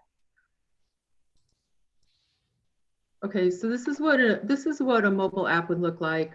It allows you basically to maintain and manage your own account. It has auto loads, so if you want to say, I don't want my account to dip below $5, is you can create that in your account and you will always have payment so that you can ride even if you weren't planning that ride. You could check your balances, you could see your fare capping, where you stand for the month, you know, and how much more you need to start riding for free. It gives you your history. You can manage, if you have family accounts set up, you can actually manage your account. So if you have someone within your family that's traveling and doesn't have money in their account, you can quickly add money to their account so they won't be stranded. And the next slide is the question I get asked all the time: why on earth is it taking so long? So with that said, e-fare timelines typically across the United States, they take between 3 and 5 years. Some have closer to 10-year rollout plans. I just gave some examples on there. Grand Rapids, which is a similar size agency as ours, they implemented in 3 years, but it was a single agency. Portland is a little more complex system. They implemented in 4 years. We actually went live behind the scenes with our beta testing right at 4 years, but ours is a much more complex system because we have all of our regional partners and we have the fare structures for each of those partners. So although we may not be as big as some of the other guys, we certainly are a lot more complex because of the partnership across the agency. And as you can see, some in San Francisco and Philadelphia have kind of hit towards the 10-year range. So with that said, you'll hear some names thrown around, and this is just to kind of give you an idea how the contract's set up. So the people that support the Flamingo system, in it is the primary vendor, and they bring all the e-fare system technology to the table. The regional working group has hired Clever Consulting Group, and they bring the program management support. They've been extremely successful bringing other agencies through this process. It's a learning experience for sure, and they bring a wealth of knowledge with them to be able to help support us through the program. And then the Flamingo, what we refer to as Flamingo, is the trademark. So the Flamingo card is the brand name of the regional e-fare system.